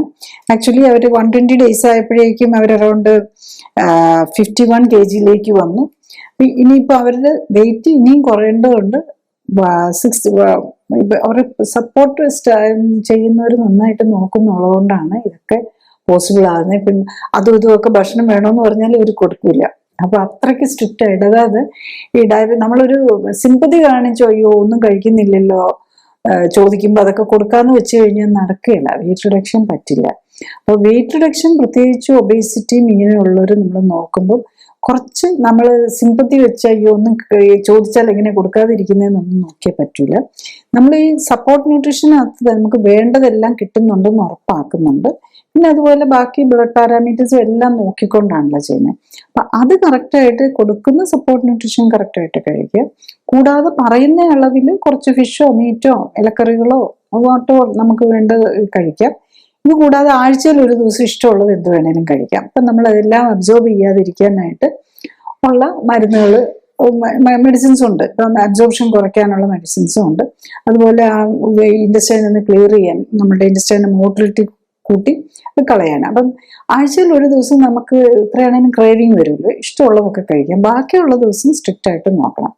അപ്പൊ ഇങ്ങനെ നോക്കിക്കഴിഞ്ഞു കഴിഞ്ഞാൽ ഡെഫിനറ്റ്ലി ഇവർക്ക് ഒരു 40 kg വരാം. 40 kg ആകുമ്പോഴേക്കും ഇവൻ ആ കറക്റ്റായിട്ട് നമ്മൾ സ്പെഷ്യൽ ന്യൂട്രീഷൻ ഓയിൽ വെച്ച് മസാജ് ചെയ്യാനും ഒക്കെ ഇത് വരുന്നുണ്ട്. അപ്പൊ ഈവൻ ഈ വളവുകളിലും ഡാമേജും വന്നിരിക്കുന്നത് എല്ലാം ആർത്രൈറ്റിസ് പേഷ്യൻ്റ്. ഈവൻ ചിലർക്ക് കൈക്കൊക്കെ ഡിഫോമിറ്റീസ് വരുമല്ലോ ആർത്രൈറ്റിസ് കാരണം. ഇവർക്ക് പക്ഷേ മേജർ ജോയിന്റിനാണ്, കാലിലെ ഇതിലുമൊക്കെയാണ്, ഹിപ്പിനും ഇതിലുമാണ് ഓസ്റ്റിയോ ആർത്രൈറ്റിസ് ആണ് മെയിൻലി വന്നിരിക്കുന്നത്. അപ്പം അതും നമുക്ക് കുറച്ചുകൊണ്ട് വന്ന ആ വളവുകളും എല്ലാം കുറച്ച് കംപ്ലീറ്റ് ഒന്നും മാറുമെന്ന് നമുക്ക് പറയാൻ പറ്റില്ല. അത് എത്ര എഫേർട്ട് എടുക്കുന്നു, 6 മാസം കൊണ്ട് കംപ്ലീറ്റ് മാറണമെന്നില്ല. പക്ഷെ വീണ്ടും ഗ്രാജുവലി, കാരണം ഇത്രയും ഡിഫോംഡ് ആയി പോയവർക്കൊക്കെ കുറച്ച് നാളും കൂടെ സപ്പോർട്ട് വേണ്ടി വരും. പക്ഷെ എന്നാലും എല്ലാം കറക്റ്റ് ചെയ്ത് ഒരാള് ബോണ്ടായിപ്പോ അവർക്ക് സാധാരണ കാര്യങ്ങൾ ചെയ്ത് നടക്കാവുന്നുള്ള നിലയിൽ എത്തിക്കുക എന്ന് പറയുന്നത് വലിയ ഒരിതാണല്ലോ, സ്വന്തം നിലയിൽ. അത് ഈ 71-ാം വയസ്സിൽ പോലും ഇത് സാധ്യമാവും എന്നുള്ളതാണ്. അത്രയും പ്രായമായവർക്ക് പോലും വെയിറ്റ് റിഡക്ഷൻ പോസിബിൾ ആണ്. ഇവൻ ഈ പേഷ്യന്റ് തന്നെ കാണിച്ചു തരുന്നത് നമുക്ക് 20%, അതായത് ഡിസ്റ്റിങ്ഷൻ ലെവലിലേക്ക് ഇതൊക്കെ ചെയ്യുന്ന എക്സസൈസ് എല്ലാം കിടന്നുകൊണ്ട് ഇരുന്നുകൊണ്ട് മാത്രമേ പറ്റുള്ളൂ. ഇവർക്ക് നടക്കാൻ തന്നെ പറ്റൂലല്ലോ. പിന്നെ ഇപ്പം കുറച്ചു നേരം നമ്മൾ ആദ്യത്തെ സമയത്ത് നമ്മൾ വെയിറ്റ് ബെയറിങ്ങേ പറയുന്നില്ല, നടക്കാൻ പാടില്ല എന്നാണ് പറഞ്ഞിരുന്നത്. പിന്നെ 1 month കഴിഞ്ഞിട്ട് ഒരു 10 minute, പിന്നെ ഇപ്പം കുറച്ച് ½ an hour to 1 hour daily നമ്മൾ നടക്കുന്ന പോലെ ആക്കി ബാക്കിയുള്ള എക്സസൈസും കൂടി കൂട്ടി. ഇതാണ് നമുക്ക് അവരുടെ ആ കറക്റ്റ് പ്രൊപ്പോർഷനിലേക്ക് എത്തിച്ചു കഴിഞ്ഞു കഴിഞ്ഞാൽ ആളെ നമ്മൾ എത്ര ഏജ് ആയിട്ടുള്ളവർക്ക് പോലും അത് പോസിബിൾ ആണെന്നുള്ളതാണ് കാണിക്കുന്നത്. ഒരു പേഷ്യൻറ്റിൻ്റെയും കൂടെ പറയാം. ഇവര് 66 വയസ്സുള്ള ലേഡിയാണ്, 82 കിലോ തൂക്കം, 160 സെന്റിമീറ്റർ പൊക്കം. ഇവരുടെ പ്രോബ്ലം എന്താണെന്ന് വെച്ചാൽ ഇവര് 8 വർഷമായിട്ട് ഡയബറ്റിക് ആണ്, 6 വർഷമായിട്ട് ഹൈപ്പർ ടെൻഷൻ ഉണ്ട്, 20 വർഷമായിട്ട് വെരിക്കോസ് വെയിൻ ഉണ്ട്, പിന്നെ കിഡ്നി ഡിസീസ്, കിഡ്നി ഫങ്ഷൻ കുറഞ്ഞിട്ടുണ്ട്, ഫാറ്റി ലിവർ ഗ്രേഡ് 3 ആണ്, ഡിസ്ലൈപ്പിഡീമിയ ഉണ്ട്. പിന്നെ ഏറ്റവും ബാക്കിയുള്ളതൊക്കെ ഇവർ മാനേജബിളാണ്. പക്ഷെ പ്രോബ്ലം എനിക്ക് ആർത്രൈറ്റിസ് ആണ്, നടക്കാൻ പറ്റുന്നില്ല. പക്ഷെ നേരത്തെ പറഞ്ഞ പേഷ്യന്റ് പോലെയല്ല, ഇവർ കഷ്ടിച്ച് വേദനയൊക്കെ എടുത്താണ് നടന്നു വരുന്ന പേഷ്യന്റ് തന്നെയാണ്. അപ്പൊ ഇവരോട് പറഞ്ഞിരിക്കുന്നത് നീ റീപ്ലേസ്മെന്റ് ചെയ്യണം. നടക്കാൻ പറ്റുന്നുണ്ട്, പക്ഷെ നല്ല പെയിൻഫുൾ ആണ്. നീ റീപ്ലേസ്മെന്റ് ചെയ്യണമെന്നാണ് പറഞ്ഞിരിക്കുന്നത്. അപ്പൊ ഇവർക്ക് വെരിക്കോസ് വെയിനും കൂടെ ഉണ്ടാകും, കാലിന് നീരും ഉണ്ട്. പിന്നെ കാലിൽ ഡയബറ്റിക് ആണല്ലോ, അപ്പം കയ്യിലാണെങ്കിൽ കാർപ്പൽ ടണൽ സിൻഡ്രോം ഉണ്ട്, കൈക്ക് പെരുപ്പും അങ്ങനത്തെ ഒക്കെ ഉണ്ട്. അതുപോലെ കാലിന് കാർപ്പൽ ടണൽ സിൻഡ്രോമിന് വേണ്ടിയിട്ട് അവർക്ക് ഓൾറെഡി ഓപ്പറേഷൻ ചെയ്തിട്ടുണ്ട്. പിന്നെ 2 കയ്യിലും ഓപ്പറേറ്റ് ചെയ്താണ്. എന്നിട്ടും ഇപ്പം ന്യൂറോളജിക്കൽ പെയിൻ ഉണ്ട്. അതുപോലെ കാലിനും പുകച്ചിലും ഇതുണ്ട്. അത് ഈ ഡയബറ്റിക് പേഷ്യൻസിന് എല്ലാവരും ഉണ്ടാകുന്ന ഇതാണ്. അപ്പൊ അവർക്ക് ന്യൂറോപ്പതി ഉണ്ട്, നെഫ്രോപ്പതി ഉണ്ട്, മൾട്ടിപ്പിൾ പ്രോബ്ലംസ് ആണ്. അപ്പം ഇത് ഞാൻ എല്ലാ പോയിന്റ് ഓഫ് വ്യൂവിലും എല്ലാം ഡിസ്ക്രൈബ് ചെയ്യാൻ പോയാൽ ഒത്തിരി സമയമെടുക്കും. ബേസിക്കലി അവരുടെ ഇത് നോക്കിക്കഴിഞ്ഞു കഴിഞ്ഞാൽ അവർക്ക് തുടങ്ങുമ്പോൾ ശരിക്കും അവരുടെ വെയിറ്റ് 82 കിലോ ആണ്. അത് 3 മാസം കൊണ്ട് 68 കൊണ്ടുവരാൻ പറ്റിയെന്നുള്ളതാണ്. ശരിക്കും നമ്മൾ ഐഡിയലി നമ്മൾ ഉദ്ദേശിക്കുന്നത് 64 പക്ഷെ അത്രയിലേക്ക് വന്നില്ലേലും 68 വെയിറ്റ് 12 കിലോ 14 കിലോ കുറയ്ക്കാൻ പറ്റും. ശരിക്കും ഒരു 16 കിലോ വരെയാണ്. But it is very good. And അവര് 1 മാസം ഡയബറ്റീസിനൊക്കെ മരുന്ന് എടുത്തുകൊണ്ടിരുന്നതാണ്. ഫസ്റ്റ് ഡേ തന്നെ ഡയബറ്റീസിന്റെ മെഡിസിൻസ് നിർത്തി അവര് HbA1c ഗ്രാജുവലി തുടങ്ങുമ്പോൾ 7.4 ഉണ്ടായിരുന്നത് ഒരു മാസം ആയപ്പോഴേക്കും അത് 6 കൊണ്ടുവരാൻ പറ്റി. സെക്കൻഡ് മന്ത് ആയപ്പോഴേക്കും 5.7, തേർഡ് മന്ത് 90 days ആയപ്പോഴേക്കും 5.4 എത്തി. GFR 47 ആയിട്ട് കുറഞ്ഞു നിന്നിരുന്നത് അത് കൂടി 90 days ആയപ്പോഴേക്കും 74 കൊണ്ടുവരാൻ പറ്റി. കിഡ്നി ഫംഗ്ഷൻ തിരിച്ചു കൊണ്ടുവരാൻ പറ്റി. ന്യൂറോപ്പതി, കാലിന്റെ വേദന എല്ലാം മാറി എന്നുള്ളതാണ്. അവർക്ക് സ്മൂത്തായിട്ട് നടക്കാൻ എല്ലാ കാര്യങ്ങളും കറക്റ്റ് ചെയ്യാൻ പറ്റി. അപ്പൊ ഇതിനകത്ത് വരുന്ന ഒന്ന് വെയിറ്റ് കുറഞ്ഞു. പിന്നെ നമ്മൾ ഈ കറക്റ്റ് ന്യൂട്രീഷൻ കൊടുത്ത് ഈ ഡാമേജ്ഡ് ആയിട്ട് ജോയിന്റും കിഡ്നിയും എല്ലാത്തിനും റിപ്പയർ ചെയ്യുകയാണ്. ഈവൻ നമ്മൾ ന്യൂട്രീഷൻ കറക്റ്റായിട്ട് ചെയ്യുന്ന ബ്ലഡ് സർക്കുലേഷൻ, നമ്മൾ ഈ എക്സസൈസ് വഴി ബ്ലഡ് സർക്കുലേഷൻ കറക്റ്റ് ചെയ്ത് വരുമ്പം ഈ നെർവ്സിനൊക്കെ വേണ്ട കറക്റ്റായിട്ടുള്ള ബ്ലഡ് സപ്ലൈ കിട്ടി അവരെല്ലാം ആ ഡാമേജിൽ നിന്ന് കറക്റ്റ്, അതായത് നമ്മൾ യൂഷ്വലി കരുതുന്ന ന്യൂറോപ്പതി തിരിച്ച് കറക്റ്റ് ചെയ്യാൻ പറ്റില്ല എന്ന്. അപ്പൊ ന്യൂറോപ്പതിയിൽ വേദനയൊക്കെ ഉണ്ടെങ്കിൽ മിക്കവാറും നെർവ് ഡാമേജ് ആയിട്ടുണ്ടാവില്ല. എൻ്റെ രക്തക്കൊഴലുകൾക്കും അതുപോലെ നെർവിനെ കവർ ചെയ്യുന്ന ഒരു ഷ്വാൻസേഴ്സ് എന്നൊക്കെ പറഞ്ഞിട്ടുണ്ട്, അവർക്കായിരിക്കും മെയിൻലി ഡാമേജ് വന്നിരിക്കുന്നത്. അവരെയൊക്കെ നമുക്ക് റിപ്പയർ ചെയ്തെടുക്കാൻ പറ്റും. അപ്പം അതുകൊണ്ടാണ് ഈ ന്യൂറോപ്പതിയും അങ്ങനത്തെ ബുദ്ധിമുട്ടുകളും എല്ലാം മാറാനുള്ള കാരണം. അപ്പൊ ഞാൻ ഈ ഡിഫറെന്റ് ടൈപ്പ് ഓഫ് രോഗങ്ങളുള്ളത് പറഞ്ഞത് ബേസിക്കലി ഈ രോഗങ്ങളും ഒബേസിറ്റിയും നമ്മുടെ ബോഡിയിലുള്ള എക്സസ് ഫാറ്റുമായിട്ട് വളരെ കണക്റ്റഡ് ആണ്. അപ്പൊ അത് മനസ്സിലാക്കാനും കൂടെ വേണ്ടിയിട്ടാണ്. ക്ലിനിക്കലി സപ്പോർട്ടഡ് ജീവിതശൈലി ക്രമീകരണത്തിൽ രോഗലക്ഷണങ്ങളെ അല്ല ഫോക്കസ് ചെയ്യുന്നത്, അതിന്റെ അടിസ്ഥാന കാരണമായ ശരീരഘടനയിലെയും ഹോർമോൺ ബാലൻസിലെയും ഇമ്മ്യൂണിറ്റിയിലെയും വ്യതിയാനങ്ങളെയും അവയ്ക്ക് കാരണമായ ജീവിതശൈലിയിലെ അപാകതകൾ പരിഹരിക്കാനുമാണ്. അതുകൊണ്ടാണ് ഏത് പ്രായത്തിലുള്ള ആൾക്കും ഒരേ സമയം വ്യത്യസ്ത രോഗങ്ങൾക്കും രോഗലക്ഷണങ്ങൾക്കും അസ്വസ്ഥതകൾക്കും ആശ്വാസം ലഭിക്കുന്നത്. രോഗമുക്തിക്ക് ആധാരം ഇമ്മ്യൂൺ സിസ്റ്റമാണ്. ഇമ്മ്യൂൺ സിസ്റ്റത്തിന് ഉത്തമമായി പ്രവർത്തിക്കാനുള്ള അവസരമൊരുക്കുകയും അതിലൂടെ ശരീരത്തിന്റെ സെൽഫ് ഹീലിംഗ് പവറിനെ ഉത്തേജിപ്പിക്കുകയുമാണ് വേണ്ടത്. സ്വയം ജീവിതശൈലി ക്രമീകരിച്ച് ആരോഗ്യം ഉത്തമമാക്കി നിലനിർത്താനാണ് എല്ലാവരും ശ്രമിക്കേണ്ടത്. അതിന് കഴിയാതെ വരികയോ ഹൃദ്രോഗവും ക്യാൻസറും പോലുള്ള മാരക രോഗങ്ങൾ സംശയിക്കപ്പെടുമ്പോഴും ഒന്നിൽ കൂടുതൽ രോഗങ്ങളുള്ളവർക്കും മരുന്നുകൾ ദീർഘകാലം ഉപയോഗിക്കേണ്ടി വരുന്നവർക്കും മരുന്നുകൾ കൊണ്ടും അസ്വസ്ഥതകൾ മാറ്റാൻ കഴിയാതെ വരുമ്പോഴും ഓപ്പറേഷൻ ആവശ്യമായി വരുന്നവർക്കും ആണ് ക്ലിനിക്കൽ സപ്പോർട്ടോടെയും സൂപ്പർവിഷനോടെയും ഉള്ള ജീവിതശൈലി ക്രമീകരണം ആവശ്യമായി വരുന്നത്. ക്ലിനിക്കൽ സപ്പോർട്ടോടെയുള്ള ജീവിതശൈലി ക്രമീകരണത്തിന്റെ വിവിധ വശങ്ങളെക്കുറിച്ച് കൂടുതൽ വിവരങ്ങൾ വെബ്സൈറ്റിൽ നിന്നും യൂട്യൂബിൽ നിന്നും അറിയാനാകും. ഓരോ രോഗത്തിന്റെയും കാരണം, രോഗലക്ഷണങ്ങൾ മനസ്സിലാക്കി രോഗം എങ്ങനെ തുടക്കത്തിലേ കണ്ടെത്താം, വേണ്ടിവരാവുന്ന പരിശോധനാ രീതികളുടെയും ചികിത്സാ രീതികളുടെയും ഗുണദോഷങ്ങൾ, പാർശ്വഫലങ്ങൾ, അപകട സാധ്യതകൾ തുടങ്ങിയവയ്ക്കൊപ്പം ജീവിതശൈലിയുമായി രോഗത്തിനുള്ള ബന്ധത്തെയും ജീവിതശൈലി ക്രമീകരണത്തിന്റെ പ്രാധാന്യത്തെയും ശാസ്ത്രീയ വശങ്ങളെയും ക്ലിനിക്കൽ സപ്പോർട്ടോടെയുള്ള ജീവിതശൈലി ക്രമീകരണത്തെയും കുറിച്ച് വിശദീകരിക്കുന്ന വീഡിയോകൾക്കായി പ്ലേലിസ്റ്റ് കാണുക. ഒരു വ്യക്തിക്ക് ഒന്നിൽ കൂടുതൽ രോഗങ്ങളും ഒരേ രോഗത്തിന് പലതരം പരിശോധനാ രീതികളും ചികിത്സാ രീതികളും ഉള്ള ഇക്കാലത്ത് രോഗത്തിന്റെ പ്രത്യേകതകളും പരിശോധനകളുടെയും മരുന്നുകളുടെയും ഓപ്പറേഷനുകളുടെയും ഒക്കെ പാർശ്വഫലങ്ങളെക്കുറിച്ചും അപകട സാധ്യതകളെക്കുറിച്ചും അറിവുണ്ടാകേണ്ടത് ആരോഗ്യ സംരക്ഷണത്തിന് അനിവാര്യമാണ്. വ്യക്തമായ ശാസ്ത്രീയമായ അറിവുണ്ടായാൽ മാത്രമേ രോഗമുക്തിക്കുതകുന്ന ചികിത്സ തിരഞ്ഞെടുക്കാനും ആരോഗ്യത്തോടെയുള്ള ദീർഘായുസ് സാധ്യമാക്കാനും കഴിയൂ. Thank you.